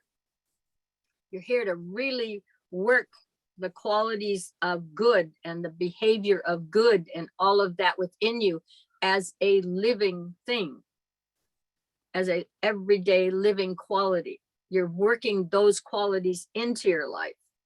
So now we probably have some people on the planet who think in reverse. And I mean, we got a lot of drive-by shootings. We've got levels of quality where they're saying, well, those people don't matter anyway, or I really hate that person, so therefore I'm going to eliminate them or something. That's a whole nother level of quality that's minus the preservation qualities. And again, like I said, he's going to talk about that relative judgment. So I don't want anybody to think I'm talking about, hey, that this is all expendable here, because it's not. We're here because you're integrating the qualities of good, either slowly or fastly, however, whatever's going on in your world. And they become an integral part of you, because until you have them at a certain level, you can't even, the soul has no interest in you yet. And you can't get up the ladder. Because again, every one of these levels of energy has information in it. And the farther you go up, the more advanced the information is, if I use the terms relative to where we are when we say advanced or not advanced. I'm just trying to define things so other people who don't normally see these I don't want them to misinterpret. But it says, realizing that all events are brought around by the brothers with a wise purpose in view. So now he's talking about the white brotherhood, the people who are fully conscious up on the higher levels of the chart that we have, that we look at. That would be your brotherhood. Lesser grade initiates, though utterly free agents, fit into the plans of their superiors, just as you do in your lesser way. Okay, can put us in our place, right? They have their lessons to learn, and the rule of learning is that all experience has to be bought. There's no free rides. You can't piggyback on somebody else, so to speak, and have it stick. The only way you move up this chart is when you are fully, whatever sub-level you're working on, you have all of that energy within you. Then you can move up and deal with another level of energy. But there can't be holes in missing down below. So you have to be solid from there up. Apprehension comes by the punishment that follows an ill-acted judgment. Their superiors stand by to turn to good account situations brought about by the errors of those inferior in their point of development. So realize all events are brought about by the brothers with a wise purpose in view. Lesser grade initiates, though utterly free agents, fit into the plans of their superiors, just as do you in your lesser way. They have their lessons to learn, and the rule of learning is that all experience has to be bought. Apprehension comes by the punishment that follows an ill-judged act. Their superiors stand by to turn to good account situations brought about by the errors of those inferior in point of development. Remember also that the law of rebirth holds hidden the secrets of the present crises. Groups of egos come together to work out certain karma involved in past days. Men have erred grievously in the past. Punishment and transmutation are the natural working out. Violence and cruelty in the past will reap its heavy karma, but it lies in the hands of you all now to transmute the old mistakes. Also, bear in mind that principles are eternal. Personalities are temporal. Principles are to be viewed in the light of eternity. Personalities from the standpoint of time. The trouble is that in many situations, two principles are involved, one of which is secondary. The difficulties lie in the fact that both being principles, both are right. It is a rule for safe guidance always to remember that usually basic principles for their wise comprehension and fruitful working out call for the play of the intuition. Well, secondary principles are more purely mental. So here's where some of your value judgments start to come in. The methods, hence, necessarily differ. When holding to basic principles, the wisest methods are silence and a joyful confidence that the law works, an avoidance of all personality innuendo except wise and loving comment, and a determination to see all in the light of eternity and not of time, coupled with a constant endeavor to follow the law of love and see only the divine in your brothers, even if on an opposing side. Now, in secondary principles, which all opposing forces are at present emphasizing, and this would have been written pretty much between the two world wars, 1 and 2. Okay. In secondary principles, which all opposing forces are at present emphasizing, the use of the lower mind involves the danger of criticism, the employment of methods sanctioned by time in the 3 worlds, methods involving personal attack, invective, and expenditure of force along destructive lines, and a spirit contrary to the law of the plane of unity. The term opposing forces is used rightly if you imply it only in the scientific sense and mean the contrasting pole that leads to equilibrium.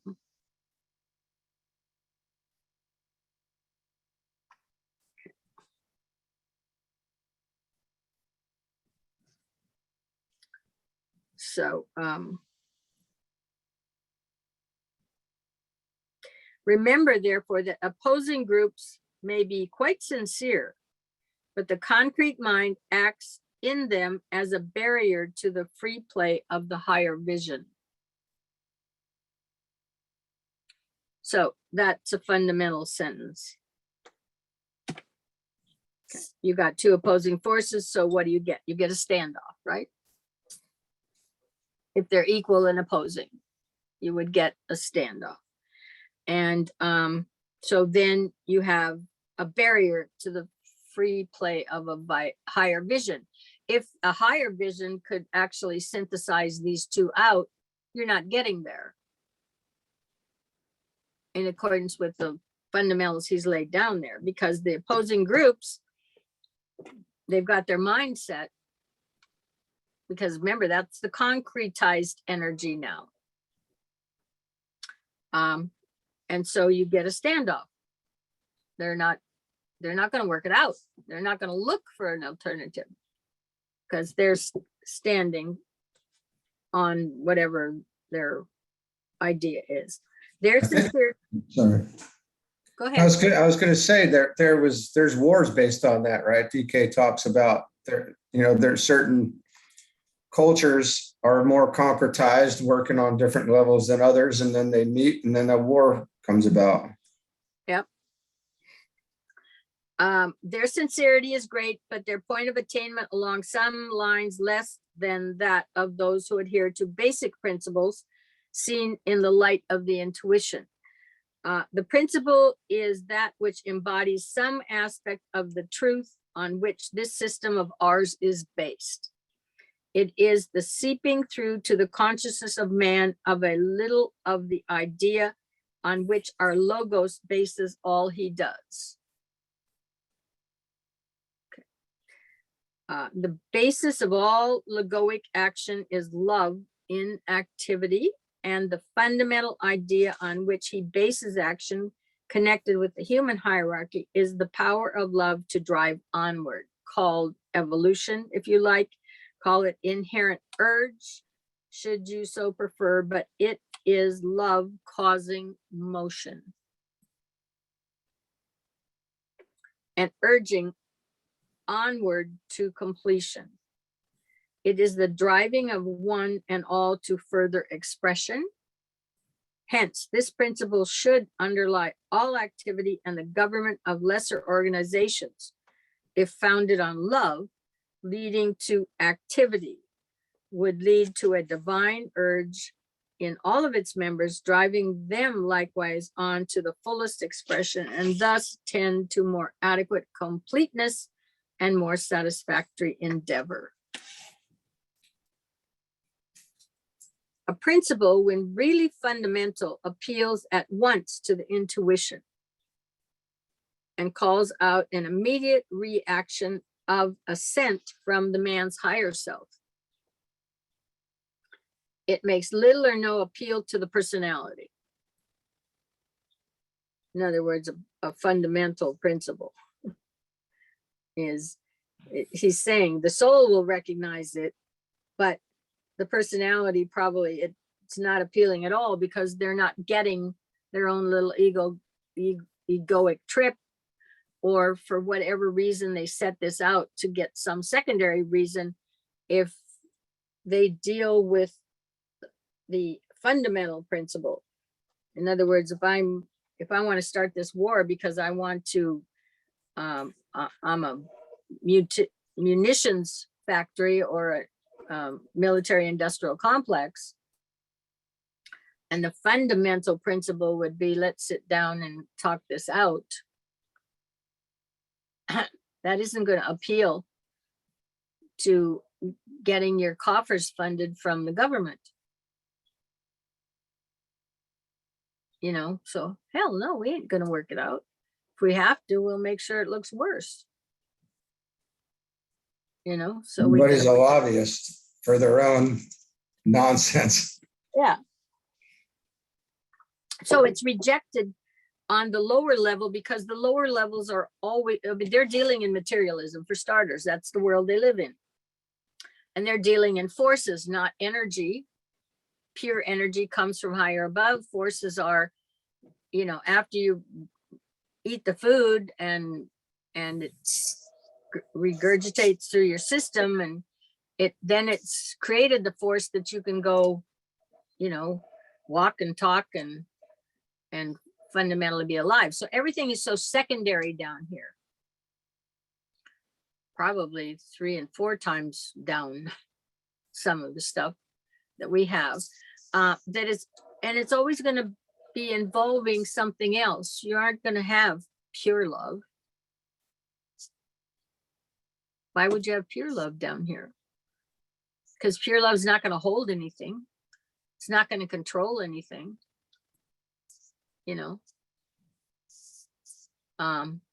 going to be but it's not going to be possessive. You know, everything we do down here is going to be governed by astral plane emotions, lower mental, you know, or some physicality. So what he's saying here is that the higher A principle will generally not be seen as a positive from our lower mental realm and our emotional drive and whatever we're trying to accomplish, because we're usually working against something else. Almost always. It makes little or no appeal to the personality. It embodies a conception of the ego in his relationships to others. A principle is that which governs always the action of the ego on his own plane, and it is only as we come more and more under the guidance of that ego that our personality conceives and responds to these ideas. In fact, one of the interesting points, I believe this was reported on the news, I guess the military, well, Trump was in office, brought some plan for Afghanistan, something they wanted to do in Afghanistan. I don't know exactly what it was. And he turns around and says, no, I'm not going to do that because it's going to kill 1,500 innocent civilians, and I'm not going to do that. Well,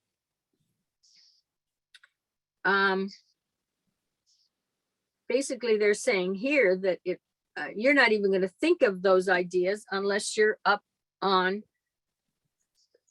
some level that's a little higher than where we normally function. Because that principle was, I don't want to kill innocent people.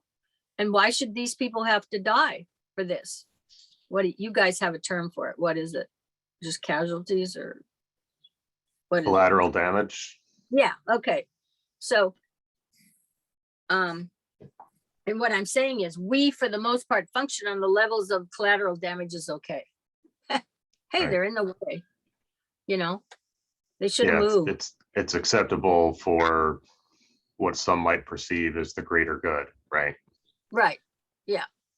But Well, actually, the military reality. started to put humanity towards things towards the end of OEF, at least, before it's transitioned to something else. And CDE, or collateral damage, is more towards buildings. They called it CivCas, which is civilian casualty. So it gave it more of a, like, you can't just call a blanket group of dudes military aged males anymore. You have to say, I see men with, it looks like tools, or people with tools, if you can't identify their gender. It was very weird, but I kind of see it maybe the why now. I don't know.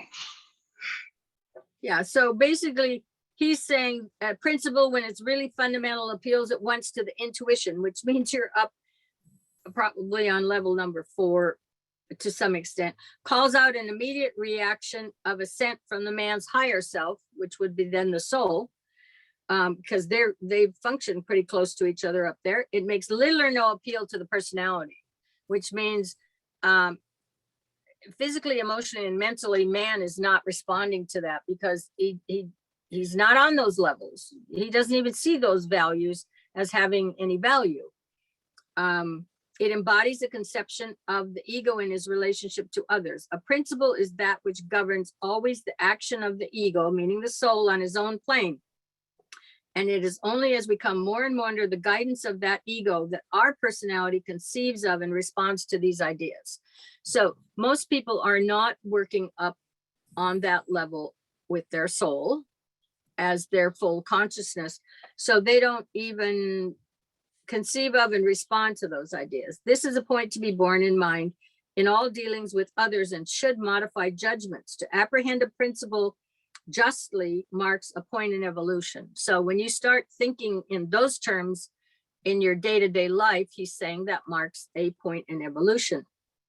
A principle is that which insouls a statement dealing with the highest good of the greatest number. So here's some of the basic fundamentals related to that. That a man should love his wife is a statement of principle governing the personality, but it must later be transmuted into the greater principle that a man must love his fellow men. Okay. And I'm sure evolution-wise, we have gone through those stages where, what, because your wife was chattel for a long time. I can still even remember that the wife was chattel and the children were the same in the early 1900s. They belonged to you and you could do with them as you pleased. I mean, children's rights haven't been around that long. You know, They're not around in some countries too, still. right. But even in this country, if you beat your kid to the point of damage, it was still your right. You were the father. You were following in the footsteps of Christianity. And as the father, you had the right to discipline, you know. Now you go over into some of the Italian country, or Italian, European. I mean, look, Sicily, you got to, and the Middle East, that woman is yours to do with as you please, to a point of being able to kill them. They were your property. Lisa needs to hear that one again. Pardon? Lisa needs to hear that statement. I'll remind her later. Okay. So anyway, yes, we evolve, I'm sure, between the understanding and valuing in the relationship with one person. And yes, eventually we realize it's everybody we should value. But that's taken a long time for humanity to move in that direction. The principles of the three kinds and higher must be reached via the lower. So yeah, you get the concept on the lower level, and then eventually it's reached. Principles governing the lower personal self, dealing with the actions or active life of that lower self. They embody the third aspect or activity aspect of logoic manifestation, form the basis of later progress. They control man during his little evolved state and during his period of thoughtlessness, and might be comprehended more easily if I were to say they are embodied in the commonly accepted rules of decent living. Thou shalt not kill, thou shalt not steal, have to do with a man's active life and the building up of character. And that's why I'm saying, yes, we talked earlier about those higher up on the chart, consciously evolved, are not concerned about the form, but down here, this is real. This is where we build those value systems in. So thou shalt not kill, thou shalt not steal, have to do with a man's active life and the building up of character. That's part of what, when you're down here in that form, you're building consciousness that involves those, eventually involves bringing in those higher values, and then they become common values across the mass of humanity, but those come slow. But that's part of what you're here for. Principles governing the higher self and dealing with the love or wisdom aspect. It is with these that we are now concerned. And half the troubles in the world at present arise from the fact that these higher principles, having to do with love or wisdom in all their fullness, are only now beginning to be apprehended by the rank and file of mankind. In the quick recognition of their truthfulness and the attempt to make them facts without previously adjusting the environment to those ideals, comes the frequent clashing and warfare between those who, actuated by principles governing the personality, and those governing the higher self. So there's always going to be a battle on the way up, no matter what level you're on, until, well, you're in form for certain. Okay.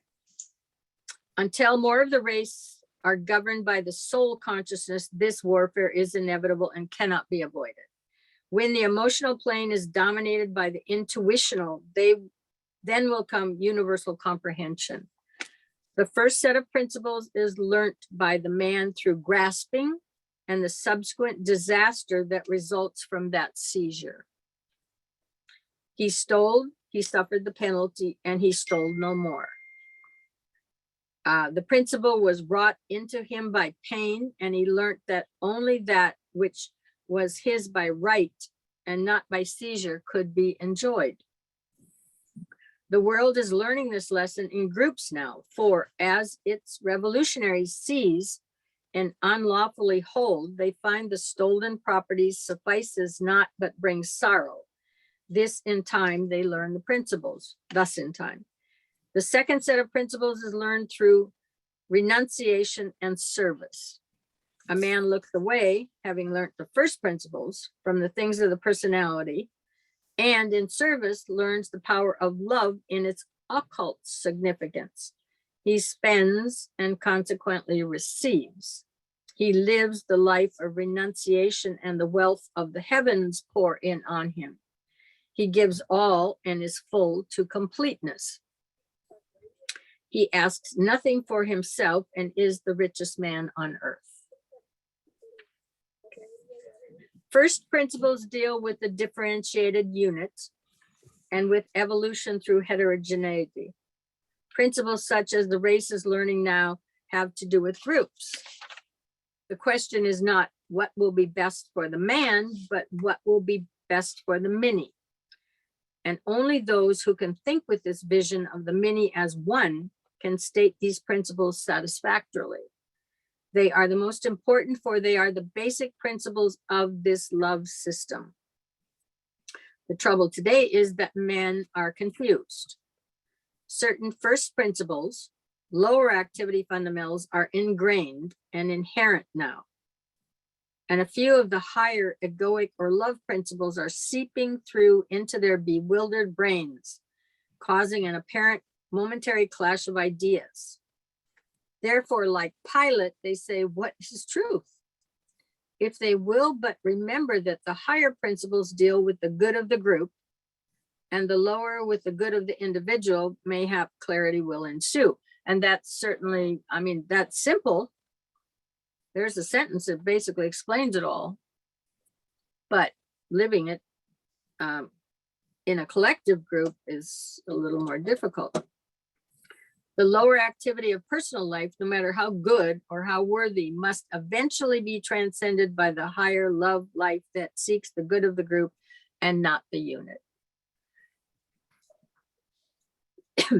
All that tends to synthesis and divine expression in collections of units is approaching closer to the ideal and approximating the higher principles. In thinking out these ideas may come some helpfulness. You have an illustration of what I say in the fact that many of the struggles that arise in organizations are based on the fact that some worthy people follow personalities, sacrificing themselves for a principle, yes, but a principle governing the personality life. And that's when you have to think about a little bit. So, I mean, there are some worthy people who follow personalities, sacrificing themselves for a principle. Yes, but a principle governing the personality life. So in other words, they are following, let's say, okay, well, I want to vote for so-and-so because I like her or whatever. And so whatever she does, that vote gives her, translates their power to her. I'll say her. I mean, we got to have a woman get voted in somehow. So I'll throw it in there. Okay. Now, what that person does, you just gave all your energy to that person. And you're saying, you can act in my stead.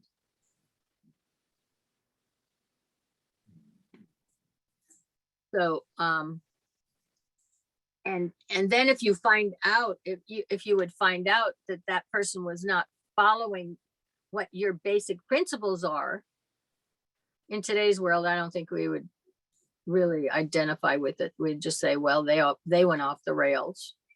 We didn't go off the rails. Even though we voted for them and we stood up for them and allowed them to do whatever the hell they wanted to do, we put some airlock between us and them and won't take the responsibility.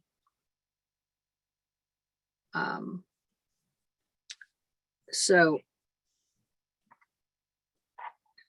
others, dimly glimpsing something higher and seeking the good of the groups and not of a person, stumble onto a higher principle, and in doing so bring in the force of the ego. So what they're saying is those higher principles are up in the same realm as your soul. So you stumble up on one and you start to embody that. You think about it. You're working, when you're creating consciousness, you're factoring this in there somewhere. Okay. Then you are functioning at a little higher level.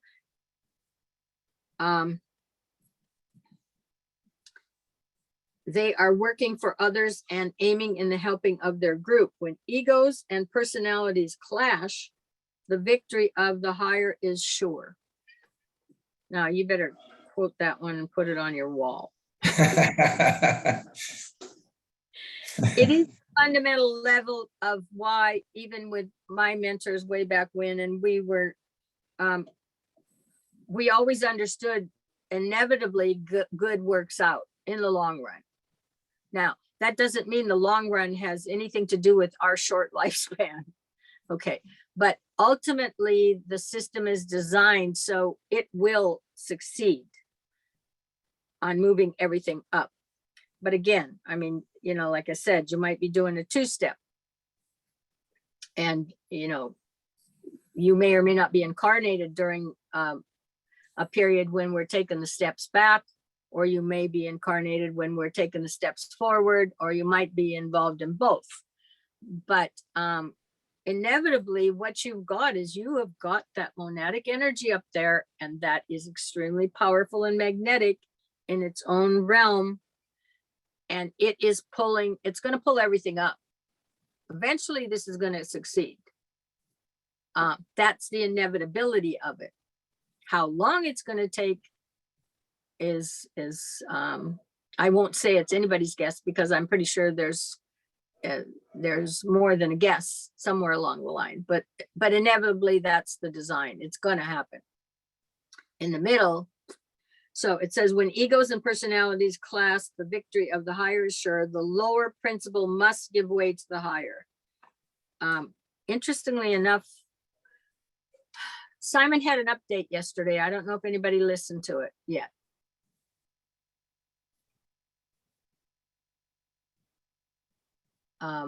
Evidently nobody. 3/4 of it. Okay. If you listened carefully, a whole lot of what's said right here was what he was saying. Okay. Woven into all of this is the inevitability of the win. Okay. One is concentrated, so the lower principle gives way. One is concentrated on what seems to him to be of paramount value, the fulfilling of the wish of the personal life, and at this period is only secondarily interested in the good of the many, though he may have moments when he thinks that is his primary intent.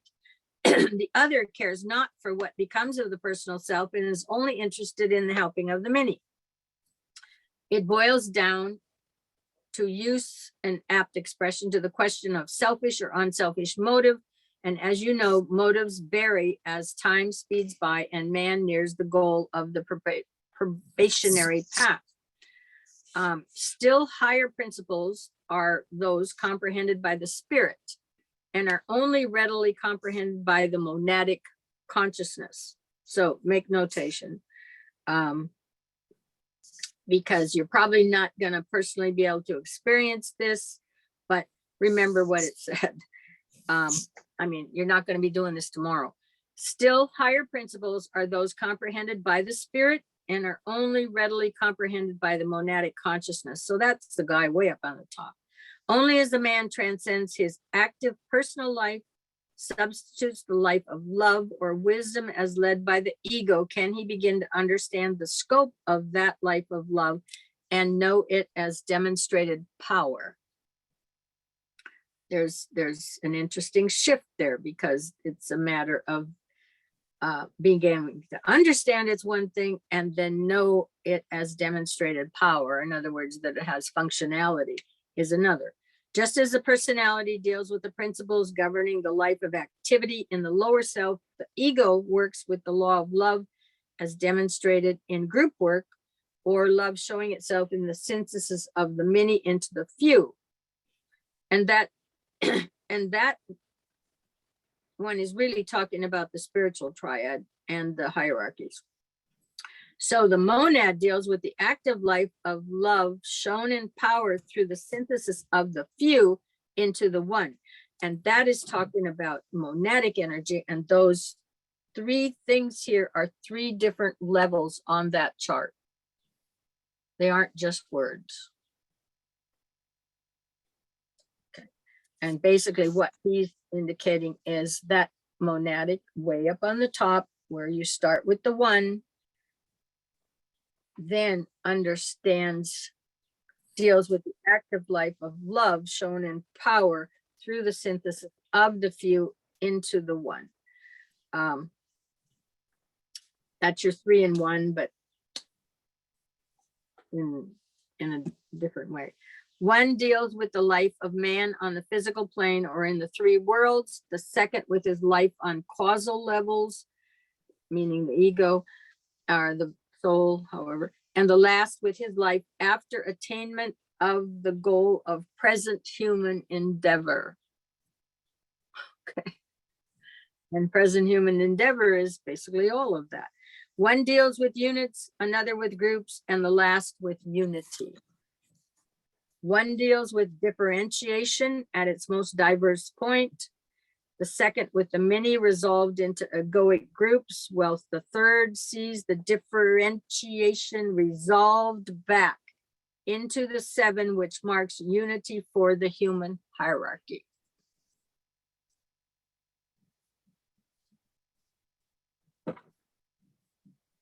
So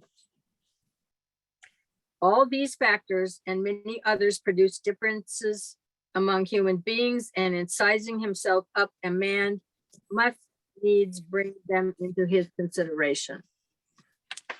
Be borne in mind that a disciple of any of the masters will have his peculiar equipment, his individual assets, and his deficiencies. He can nevertheless rest assured that until the path of knowledge has been added to the path of love, he can never take the major initiations, for these are undergone on the higher levels of the mental plane. Until the path of light is united to the path of life, the great transition from the 4th into the 5th kingdom cannot be taken. Certain expansions of consciousness are possible. Initiations on the astral and the lower mental planes can be taken. So make a note there that there's the major initiations, but there's also a lot of little ones along the way. And he's talking here in plurals. So in other words, certain expansions of consciousness are possible, and that is what an initiation is an expansion. It says initiations on the astral and the lower mental planes can be taken, and he's talking plural. There's a lot of little steps before you get to accomplishing the big step that defines an entire plane. Some of the vision can be seen, the sense of the presence can be felt, the beloved can be reached by love, and the bliss and the joy of this contact can carry with it its abiding joy.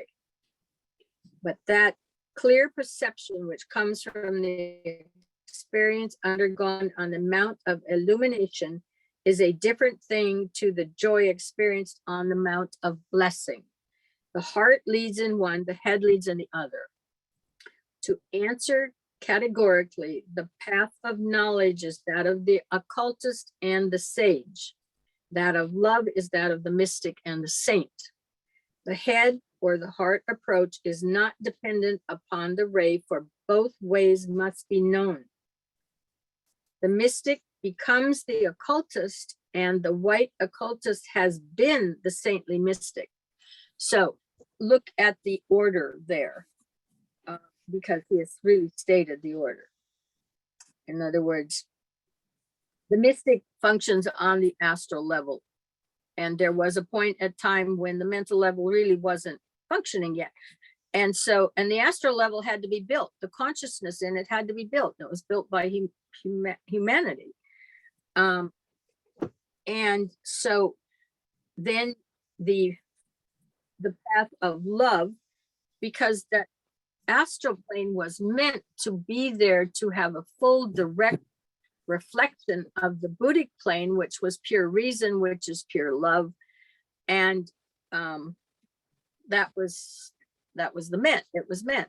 And you had the reflection of that upper level coming to the Buddhic plane, the monadic to the Buddhic plane, and then that pure love was supposed to be reflected on the astral plane, if all had gone well. Okay, well, we have lots of other stuff on that astral plane. You know, that has been a realm of all possibilities, is what that's turned into. That's why I keep saying 2 and 2 equals 4 on the mental plane. It could equal 9 on the astral plane, because anything's possible there. In terms of the kind of energy we have, can be ideologically or emotionally morphed into whatever one desires, at least in your imagination, and sometimes in reality. So, but you had to develop the astral plane before you can get to the mental plane.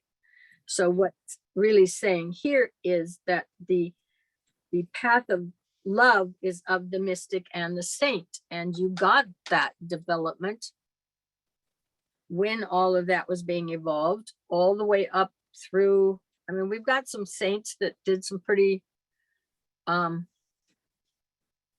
beautiful works, if you will, and are to be emulated in the realm of emotion, because they've built their pathway in the direction of seeking God, and they've laid it down. And the mystic, when it comes to spirituality, was doing the same thing. You know, you didn't have to be in a monastery, didn't have to be in a church, but it was seeking that in the astral plane, and those were developed. And then comes the mental plane. So it's saying really here, the path of knowledge is that of the occultist and the sage. In other words, they're already functioning on the mental plane. That of love is of the mystic and the saint. The head or the heart approach is not dependent upon the ray, for both ways must be known. The mystic must become the occultist, and the white occultist has been the saintly mystic. So in other words, the mysticism came first, but now that mystic has to go become the occultist. He has to know both the emotional nature and the mental nature. You don't get to bypass the mental. That was an argument, I think I've said it before. They used to have arguments earlier, these groups that studied stuff about, oh no, you don't have to go to the mental plane. You can just go right straight up from the astral to the Buddhic plane, and then you're into the spiritual triad, and you just keep going. Forget the mental, you don't need it. Well, he's saying that is not true. You have to have both. You have to go up all of these levels. You've got to go. You did 7, you've done the astral, you've got to do 5, the mental plane, and then to be able to function on 4, which is your entry point where you're doing your work, then you interact and you get your downloads from what's above you. When humanity sits on 4, that's where he goes. True knowledge is intelligent love, for it is the blending of the intellect and devotion. Unity is sensed in the heart. Its intelligent application to life has to be worked out through knowledge. It is of prime value to recognize the tendency of the life purpose and to know whether the head or the heart method is the objective of any specific life. A fine spiritual discrimination is needed here, however, lest the glamour of illusion tempt to the path of inertia. Ponder these words with care and see that the question is based on a true foundation, does not grow out of an inferiority complex, the consideration of a brother's enterprise and consequent jealousy tendency, or on a placid complacity which negates activity. In other words, he mentions these things elsewhere at times. In other words, you can have a fake inferiority complex. Oh, I wouldn't be qualified to do that now, blah, blah, blah. Okay, and so that lets you off the hook. Or consideration of a brother's enterprise and consequent jealousy. I mean, I think you saw probably that, a lot of that in the Theosophical Society originally. That's why they all want to climb up and be ranked. And that's why people are always looking, well, where am I? Where am I on this? Where am I on that? Have I got here? Have I got there?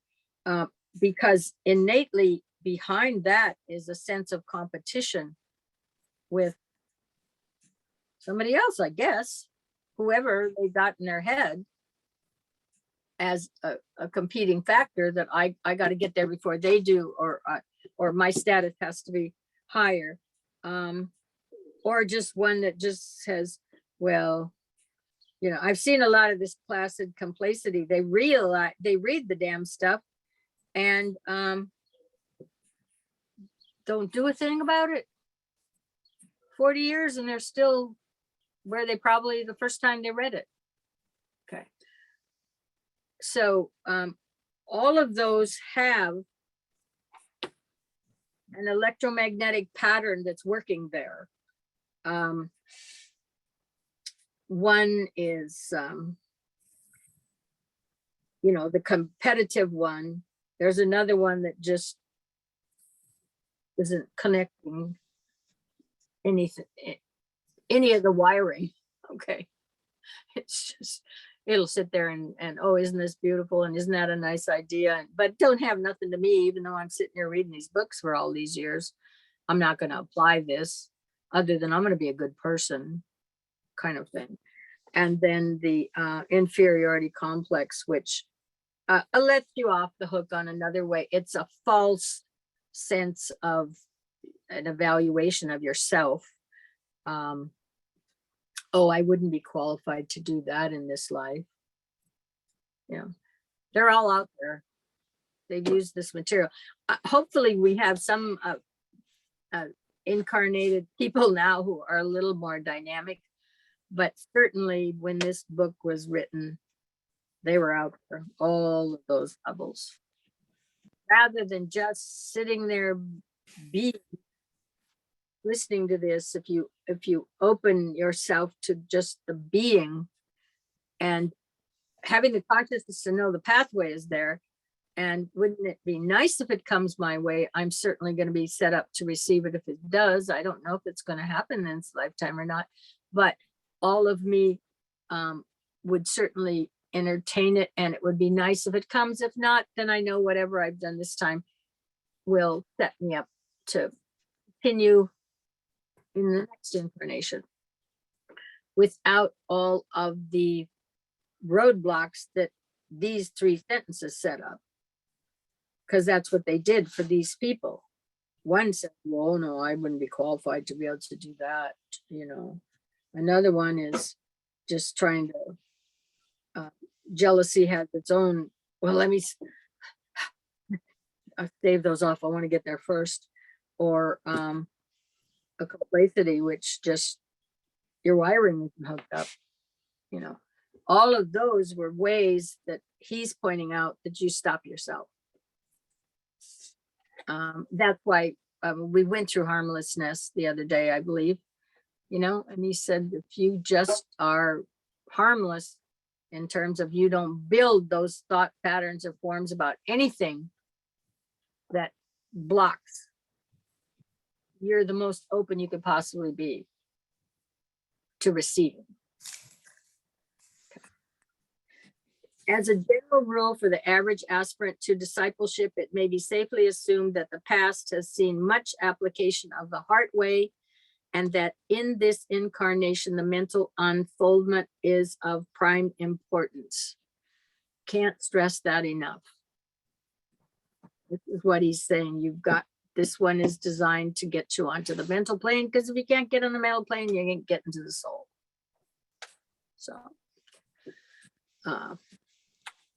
So here is, this will be an ancient scripture because he's talking about the twice blessed one. Seek not, O twice blessed one, to attain the spiritual essence before the mind absorbs. Not thus is wisdom sought. Only he who hath the mind in leash and seeth the world as in a mirror can be safely trusted with the inner senses. Only he who knoweth the five senses to be illusion, and that naught remaineth save the two ahead, can be admitted into the secret of the cruciform transposed. The path that is trodden by the server is the path of fire that passeth through his heart and leadeth to the head. It is not on the path of pleasure, nor on the path of pain that liberation may be taken, nor that wisdom cometh. It is by the transcendent of the two, by the blending of pain with pleasure, that the goal is reached, and that goal that lieth ahead, like a point of light seen in the darkness of a winter's night. That point of light may be called to the mind the tiny candle in some attic drear. But as the path that leadeth to that light is trodden through the blending of the pairs of opposites, that pinpoint cold and flickering groweth with steady radiance until the warm light of some blazing lamp cometh to mind of the wanderer by the way. Pass on, O pilgrim, with steady perseverance. No candle is there, nor earth lamp fed with oil. Ever the radiance groweth till the path ends with a blaze of glory, and the wanderer through the night becomes the child of the sun and entereth within the portals of that radiant orb. Oh, comments, guys.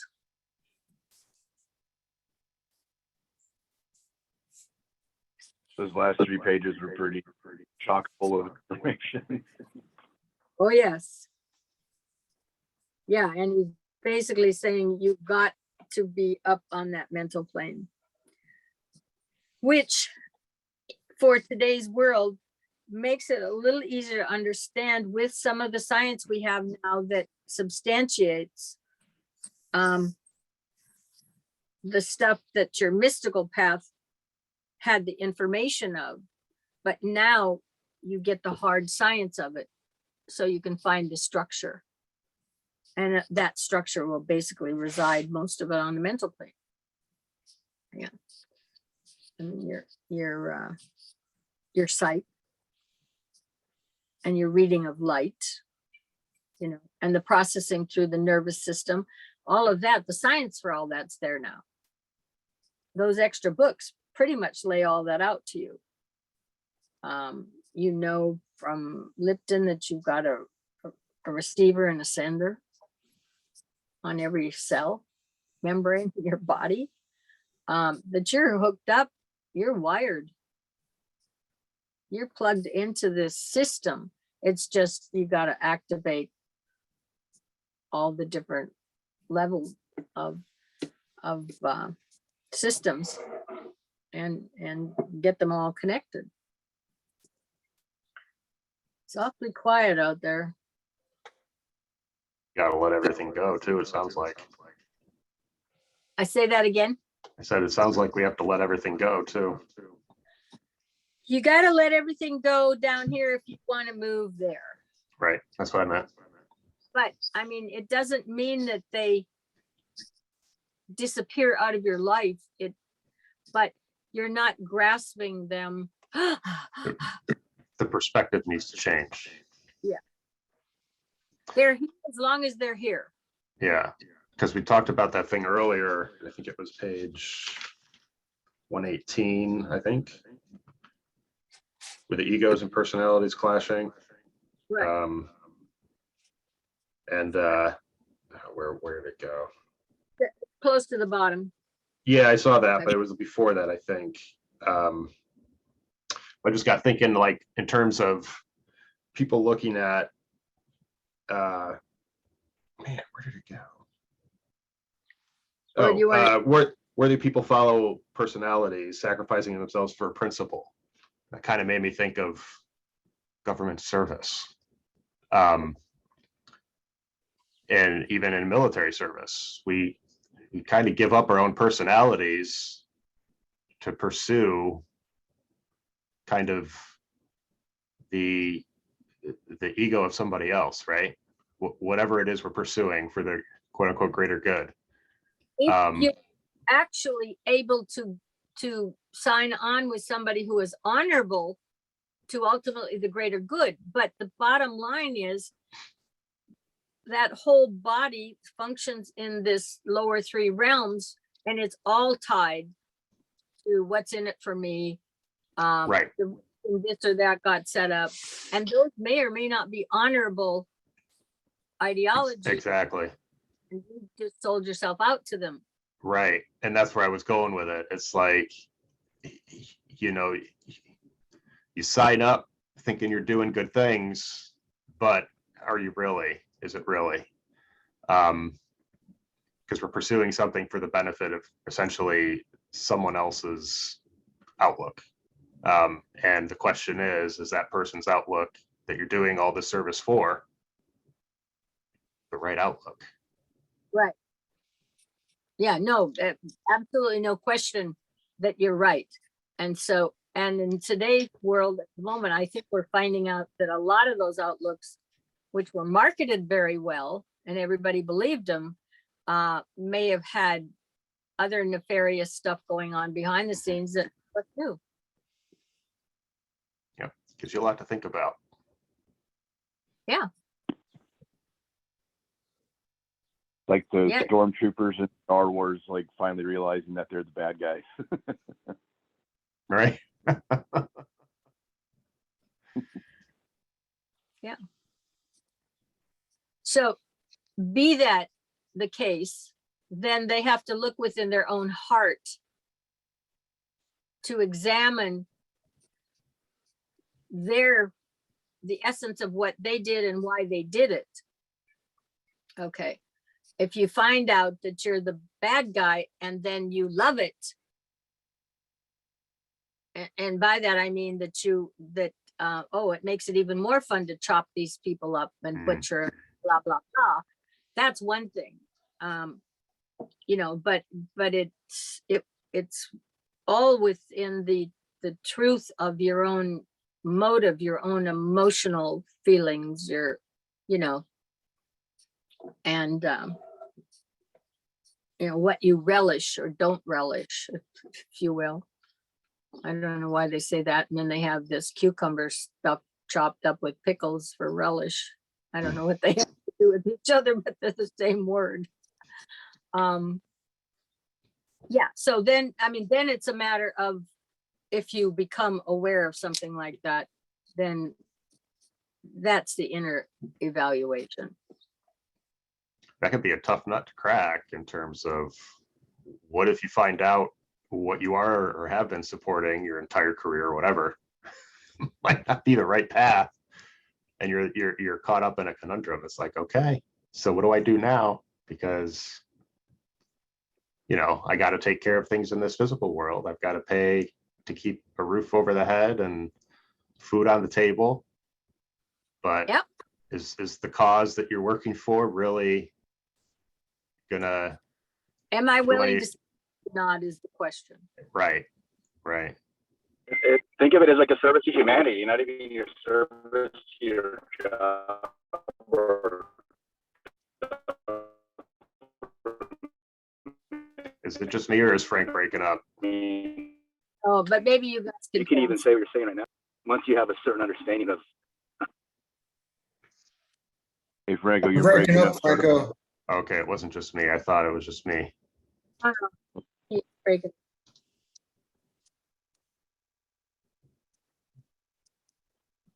I think we lost Frank.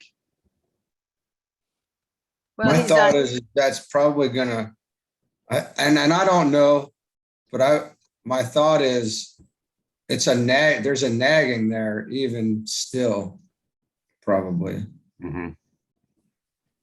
But I would come back to where your heart was. Okay. I mean, you can excuse yourself your ignorance. Now, if you learned about it and then relish the endeavor, Right. different. Yeah, but what I think what Tom's talking about is a lot of the people we know work for Black hats. yeah. I know. So, what are they? I don't know. That's a tough. Yeah. And whether they know that they are or they're not, you know. You're still. Everybody's still sincere and all in their endeavor. That doesn't change. Right. You're. Yeah, I mean, Yeah. first of all, like you said, I mean, at one point you had a conversation and you said, well, we were bound to service anyway. That's why we went in the militaries, because we wanted to serve. So a whole lot of you guys already have a concept of service and you want to dedicate your life in that direction. And so, but now the question is, and I would think part of the question is, I mean, if you're out there and you, and I understand emotions and you've all been pitched to supposedly hate the other guy. There's obviously some problem with the other guy that why he shouldn't have. So then it's, okay, well, do I take great pleasure in nailing these people? Or do I do it because this is my job and I'm doing this for my country? Or do I, in a case of an individual or something, take a personal pleasure in just torturing the living daylights out of them, or looking them in the eye and shooting them in the head and letting them know it comes? In other words, there's all of that, which is inner heart stuff that an individual has to evaluate. And then you go from there in terms of putting that either to rest or to examine it to the point where you can see it for whatever it really is and be willing to face it and then determine what you're going to do about it. I mean, there's always redemption. But there's not a lot of careers left out there right now that are not working for Somebody. That's because it's the whole dang thing is owned by the, Well, it's like it's at this micro level too. So Carla, you brought up a good point with, so we did, the three of us, Donnie, Bull, and myself, we joined the military because something in our heart told us we needed to serve. But we're really not serving necessarily that higher purpose. We're not. We're serving the will of this country. And you brought up, well, so would we, do what's needed to be done for the will of this country and this stuff is shoved down our throat about the people that we're fighting against are bad. Well, yeah, they do bad stuff, but guess what? They're getting the same lecture from whoever's telling them to go out and fight us. So it's like, who's right, who's wrong, but none of us are really serving the higher purpose. No, you're serving it here. Right. Okay. So, I mean, that's but I understand that. I mean, I had somebody to me one day say, I never knew who the black hats were and who the white hats were. Okay. And I said, well, let me put it this way. You're working for the Black Hats. It was that simple. I didn't get a response. And I wasn't looking for one. I didn't need an argument. I wasn't looking at that. You just asked me who's who, and I'm just telling you right where you are. But I know that you're there because there's money, there's a recognition, there's, you know, whatever. And so those are choices you make, you know, and that's just the way I look at that, is you decide what you're willing to do and what you're not willing to do. And You know, I think, man, if I could just say something, I think, you know, because I hear this a lot now, because everybody kind of woke up and is realizing where, you know, that I get my money from them too. You know what I mean? So it's not like I'm going to go give it back, you know. But I think the thing is to start making the plans to, you know, and working on the other service potentially, you know, which we already are, working with the, you know, doing this and pulling the foundation together and trying to, you know, spread the word and stuff. So we all got bamboozled. Yeah, but it's hard work to get those people aimed to where we need to go, you know, because you drop little hints here and there, and you can really kind of test where people's heads are at and whether or not they're actively working internally to move up like we're trying to do, or if they're just truly stuck down here and earthbound. And I have an example the other day, like we're talking right here, like I've mentioned something to somebody on Facebook as a comment just about how they were fortunate to be able to retire and not have to deal with this anymore because I can't go to work with a straight face anymore, right? And they came back with, well, you could always move out here and go work for the NSA. And I'm like, dude, you're completely missing my point. Completely missed my point.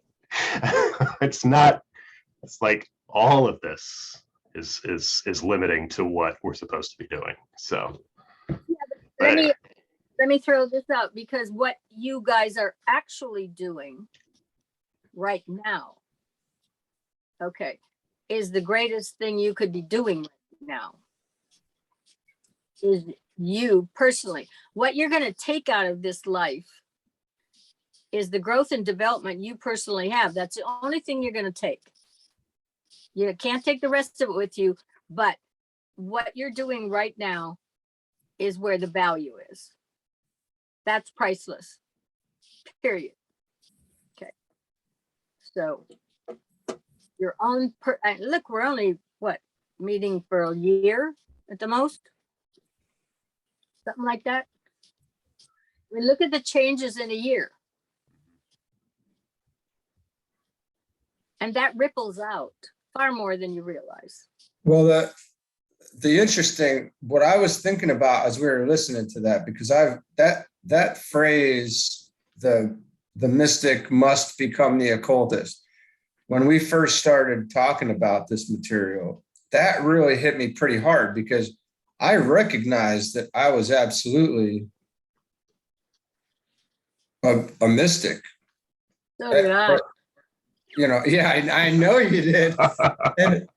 And that stuck with me very hard. But then it's like, you know, there's a lot of comfort in that. There was a lot of comfort in the, you know, in mysticism. It's all lovey and like bright and shiny and eider down quilt. I mean, you know. Yeah. And yeah, it is. But, you know, and then making the move over, it is a letting go. And then it is quite, it's different, I'd say. It's quite, I see that, because I can see that the gap between the two, and then It's a lot more quiet. Well, you got a little burn too. It Yeah. fried some of that section, probably. Yeah. Yeah. But it's interesting. But that was a necessary, I Transition. assume that's a necessary, yeah. So, Oh, and there's a lot of that out there, to be honest with you. I mean, that's well, like he says, the most difficult part is getting out of the astral plane because it's where most of humanity is focused right now. So most of your interactions function on that level because that's how, you know, that's how humanity is it's comfortable. It is like that down comforter. Yeah. And I can see where it get really, really easy to get stuck there because it is comfortable and you have some crazy, awesome experiences sometimes if that happens to you. And it's like, you feel good, right? You want to stay there. But the real work is you got to keep moving forward. You can't get stuck because it never ends. You got to keep going. And I just think that there's, why we see a lot of people now that are waking up and they're getting stuck there because they think that's what it is, was because they haven't been exposed necessarily to this material and they don't really know what's to know. And I think that's the importance of, and the greatness of what we're doing here too, is, getting this stuff out there so that people can understand that you don't want to limit yourself. You got to keep moving, because the point is, I think we're supposed to get all of humanity to this point, right? It's some eons down the road or something like that. And we're not going to get there if we've got a subgroup of people that keep getting stuck in the astral plane, so to speak. So yeah.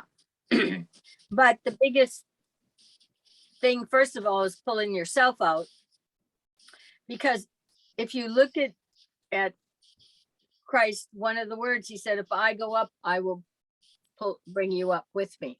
In other words, and that's the way this also works. Okay. Because at some point the astral plane wasn't around and they were just stuck in a mental. Okay. So I'm coming right back to the same thing. The best thing you can do is your own personal development at this point in time, because it will bring others up.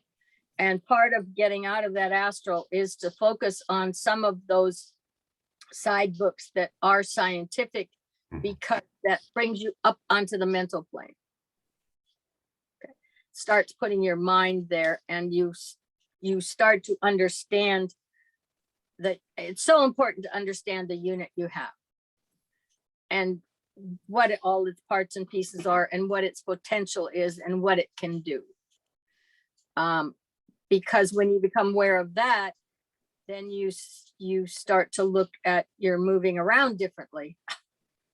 Literally, you're walking, your presence, where you are, what you're doing, and where your consciousness is residing and at any given point in time, because you have the capacity then to really appreciate and understand the responsibility you have having one of these, of which we've really never valued. We try to keep it in reasonable health so we can live long, so we can party longer, literally, have a good life, so on and so forth. But we really have never really focused on the piece of equipment we have, what it's meant to do, what we are meant to how we're meant to be operating and functioning for the benefit of the planet, of which we are part and parcel.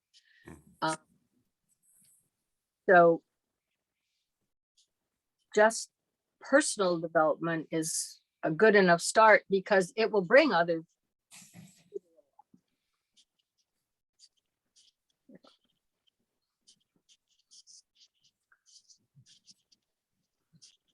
Bull, Yes. okay, I haven't heard from you for a little bit. Well, Oh, we've been talking. Yeah, I've been listening. yeah, we know you've been listening. We haven't heard from you.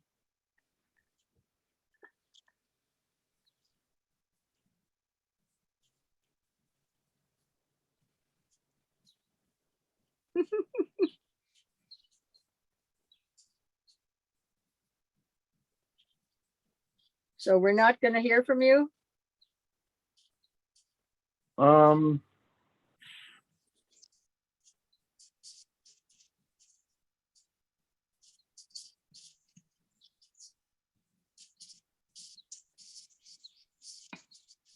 I don't know.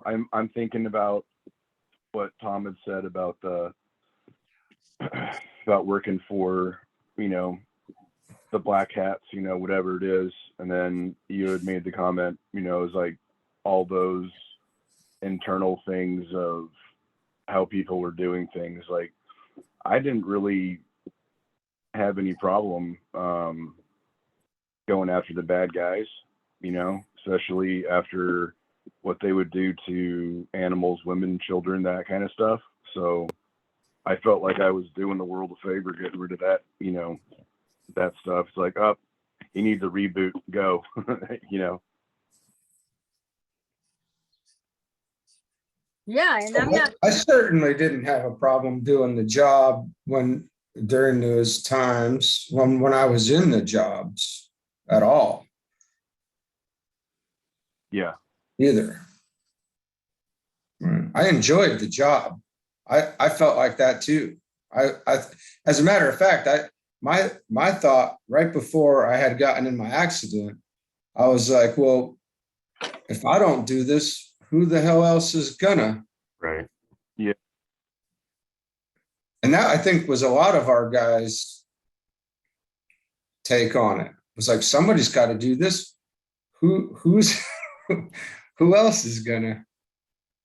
Yeah. So But and I'm you know, not that there was anything wrong. You guys are talking about it, and I'm just saying it resides with what's in your heart.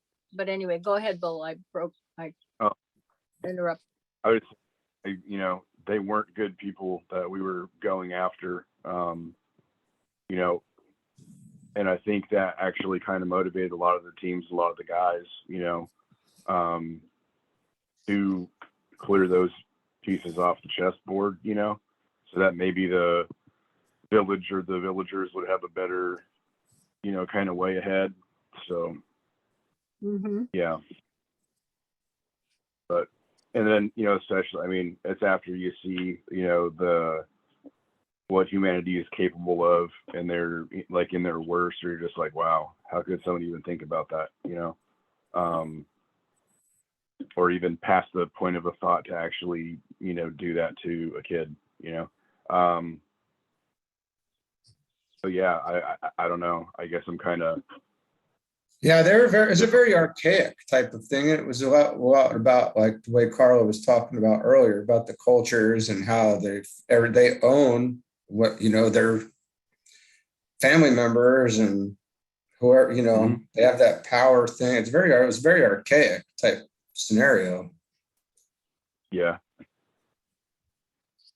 But it's like, even, you know, being over there doing, you know, the job, stuff like that. It's, you know, for the higher intention, for the, you know, like whatever the black hatted, you know, end was, or, you know, the end game was, I think there was a lot of, you know, making lemonade out of lemons, things happening, some silver lining, whatever, you know, like you want to call it there. Yeah, there was a distinct point in time where I think we all kind of realized that too, you know, like, all Well, right, and then, yeah, for sure. you know, when things started slipping, when, you know, like we would report back and they're like, oh no, just ignore all the pedo stuff, you know? And they're like, wait, what? No, that's not, you know, like we're supposed to be the good guys. We can't ignore that stuff. That's supposed to be like, you know, like the hero vanquishes the evil, you know what I mean? Like we can't just like, oh, well, that evil's okay, that evil's not okay. Okay. You know what I mean? It's like, if it's bad, it's bad. If the guy's bad, he's bad, you know? So I think you recognize that in your heart, Bull, and that makes it, I think, better in terms for you. Well, but I think that's kind of when I started to realize that, you know, strange things were afoot at the Circle K, you know? Right. Yeah.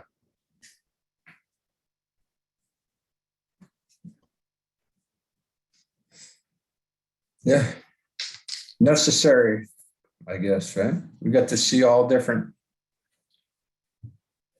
cultures and levels of evolution. It's very distinctive.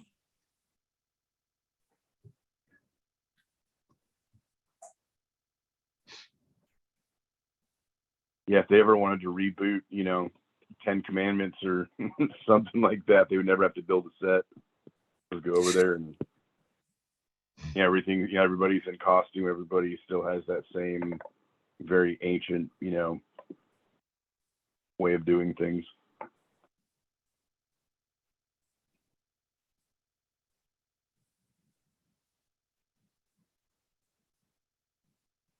Yeah, and you know, it's not that long ago that still a fair amount of that existed in this country, because human rights came in with Carter in the late 70s, 76 to 80.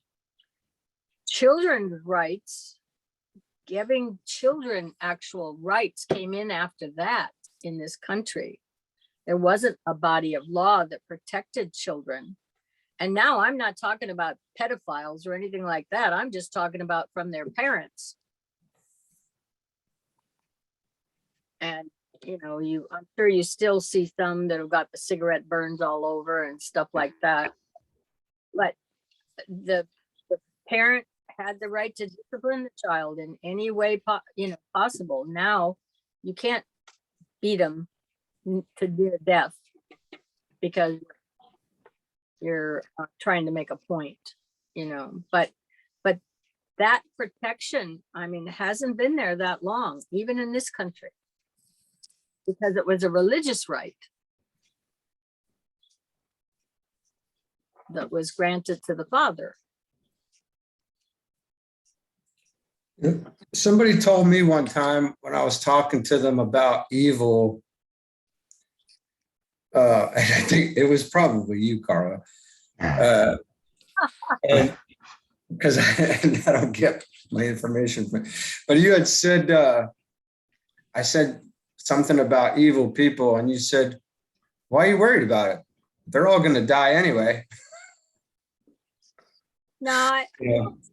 I'm the one who said that, you know. Well, we're gonna, you know, when they die, their evil's gonna go with it, and then they're gonna deal with it, you know. So somebody had said that. I think it was somebody else. I don't really look at them quite that way.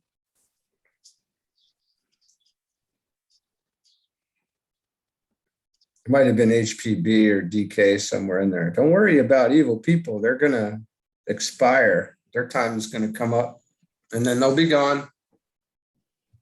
Yeah, except, yeah, I wouldn't have said that simply because what we're really talking about is just their mindset or their emotion set, however you want to look at it. And that isn't a matter of them being gone because they're going to reincarnate. So you're more, I mean, from my viewpoint, I'm more interested in the evolution of humanity, each individual moving up a little bit. Because you get, I mean, like he says here, you have a group, okay? So a group will come back and incarnate to solve some of its problems. It comes back in group, you know, the Hatfields and McCoys, so to speak. They come to play it out again to try to mellow it out. So dying is no solution to evil. Yeah, so were we really helping anything? Is, you know, what, when we're taking them out of the equation in the midst of evil, say, or in the midst of old patterns, or, was there any good in that? Or is that not necessarily the answer? Should they, that's what I'm saying. Like, do you let them play it out and grow from it, from their mistakes? Well, I would think that there can get to be too much of an upper hand, in a sense, occur. Okay, if you just ignore it. But I mean, it'd be very nice if the ideologies could just evolve in those individuals or groups, or what he's talking about here when they come down here. I think that's part of what they're hoping, is that they come back into another environment where there's another way to do things, or there's some level of mental capacity or something that's been built in that wasn't there in the previous time that they existed. No, ultimately, if you can work out those problems and synthesize them, if you will, come to a solution, that would be your optimum if it was real and it was genuine. Okay. Yeah, we have said that for years. Yep. Yeah. But well, that's what training them is about a lot of times, in ideologies and such. Except what, when we went back to our starting, and that a lot of those altercations were designed for some other purpose that had nothing to do with those people. They just happen to be in the way.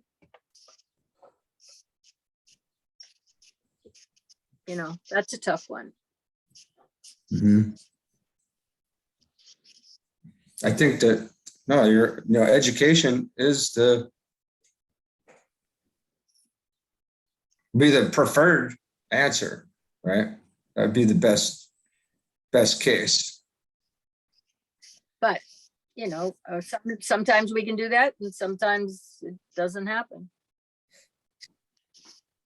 But part of that probably has to do with leadership. So, and now talking about heads of state, and I'm talking about the people who have other purposes but are in the positions that direct you guys' actions. Okay. Yeah, I think we know about how that goes.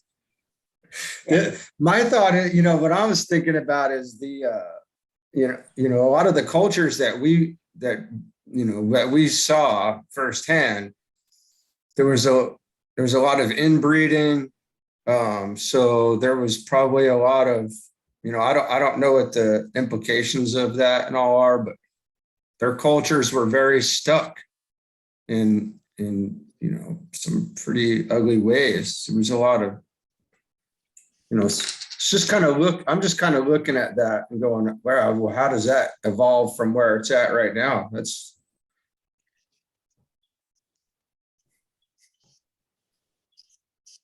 maybe maybe, there is a big benefit, probably, I'm sure, to us being there and then kind of helping them along.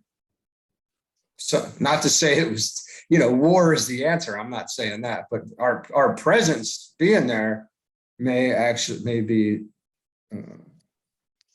some of the answer. But now at the moment, the better answer is what you guys are going through and your evolution, because I'm going to come right back to this. This is what you take with you. This is basically, you have the potential for this to be a permanent change. So in any given incarnation coming up after this, you do not lose this mindset, this focus, this experience. It's part of you. That's what you do take with you. You get to keep. And you can probably reap a lot of positive good into your surrounding environments with whatever the remainder of your life is. And that ripples out.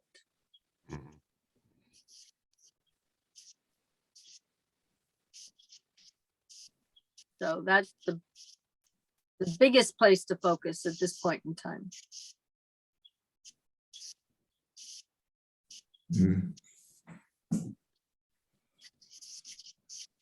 Yeah, very wild.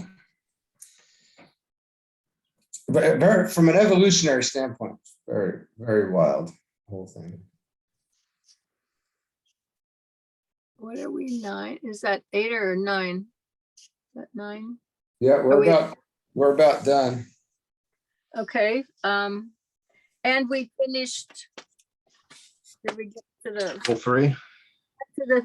end of rule 3? Yeah. So.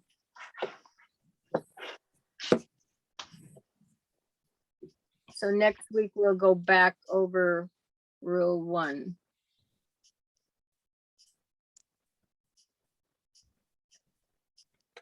And have some discussion related to it when we look at it. And so, but you know, we even talked about it in rule 3, where the brothers allow, you know, these things happen because of them. And then even when something negative, you know, it does happen, it's still the good is pulled out of that, and good inevitably comes out of it anyway. Yes, but the question that I think is being asked here at some point is, how do you resolve that within yourself? Yeah, well, you gotta let go. That, do I feel some of that when you were talking? Me? Yeah. Oh, yeah, I think so. I think it's more of a personal battle than worrying so Yeah. much about, because you know, it's something that I do struggle with. I work for the government, so it's like, what am I doing, and who am I really doing it for? Because you know, we're really working for lobbyists. If you think about it, you break it down, and who are they working for? So, but yeah, I think it's for me, it's more personal and kind of where I struggle and how I'm working to kind of manage and sift my way through that. Right. So even though, Donnie, it might be the guys at the top here who are going to let the dice fly. It's each individual, how he handles it internally, that is ultimately how the impact is felt. You know, you can look at it as a grandiose adventure and blame the country or whatever, but it always comes back down to the individual also, because you got consciousness.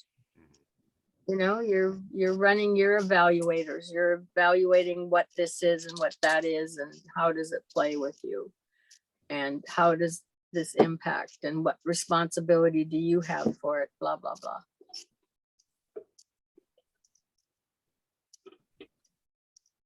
And there's no saying everybody should have the same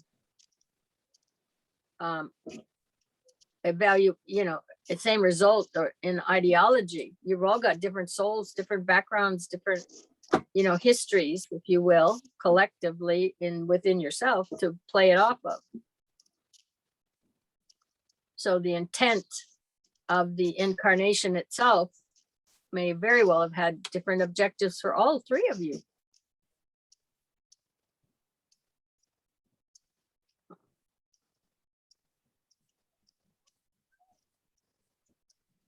But we're all working out some karma together, right? Yeah, we're all vibrating at the same thing till we found each other. Yeah. Stayed together throughout all the time. Yeah, roll 3 was chock full of all sorts of good stuff. Yeah, it was. Yeah.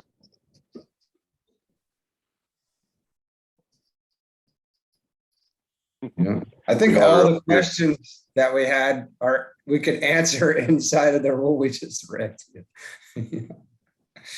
All the questions we had. But for every answer or for every question we get answered, don't we generate like 7 more questions?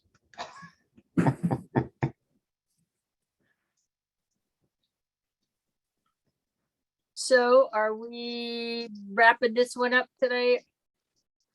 Yeah, we'll do it. Okay. I'm gonna shut recording off.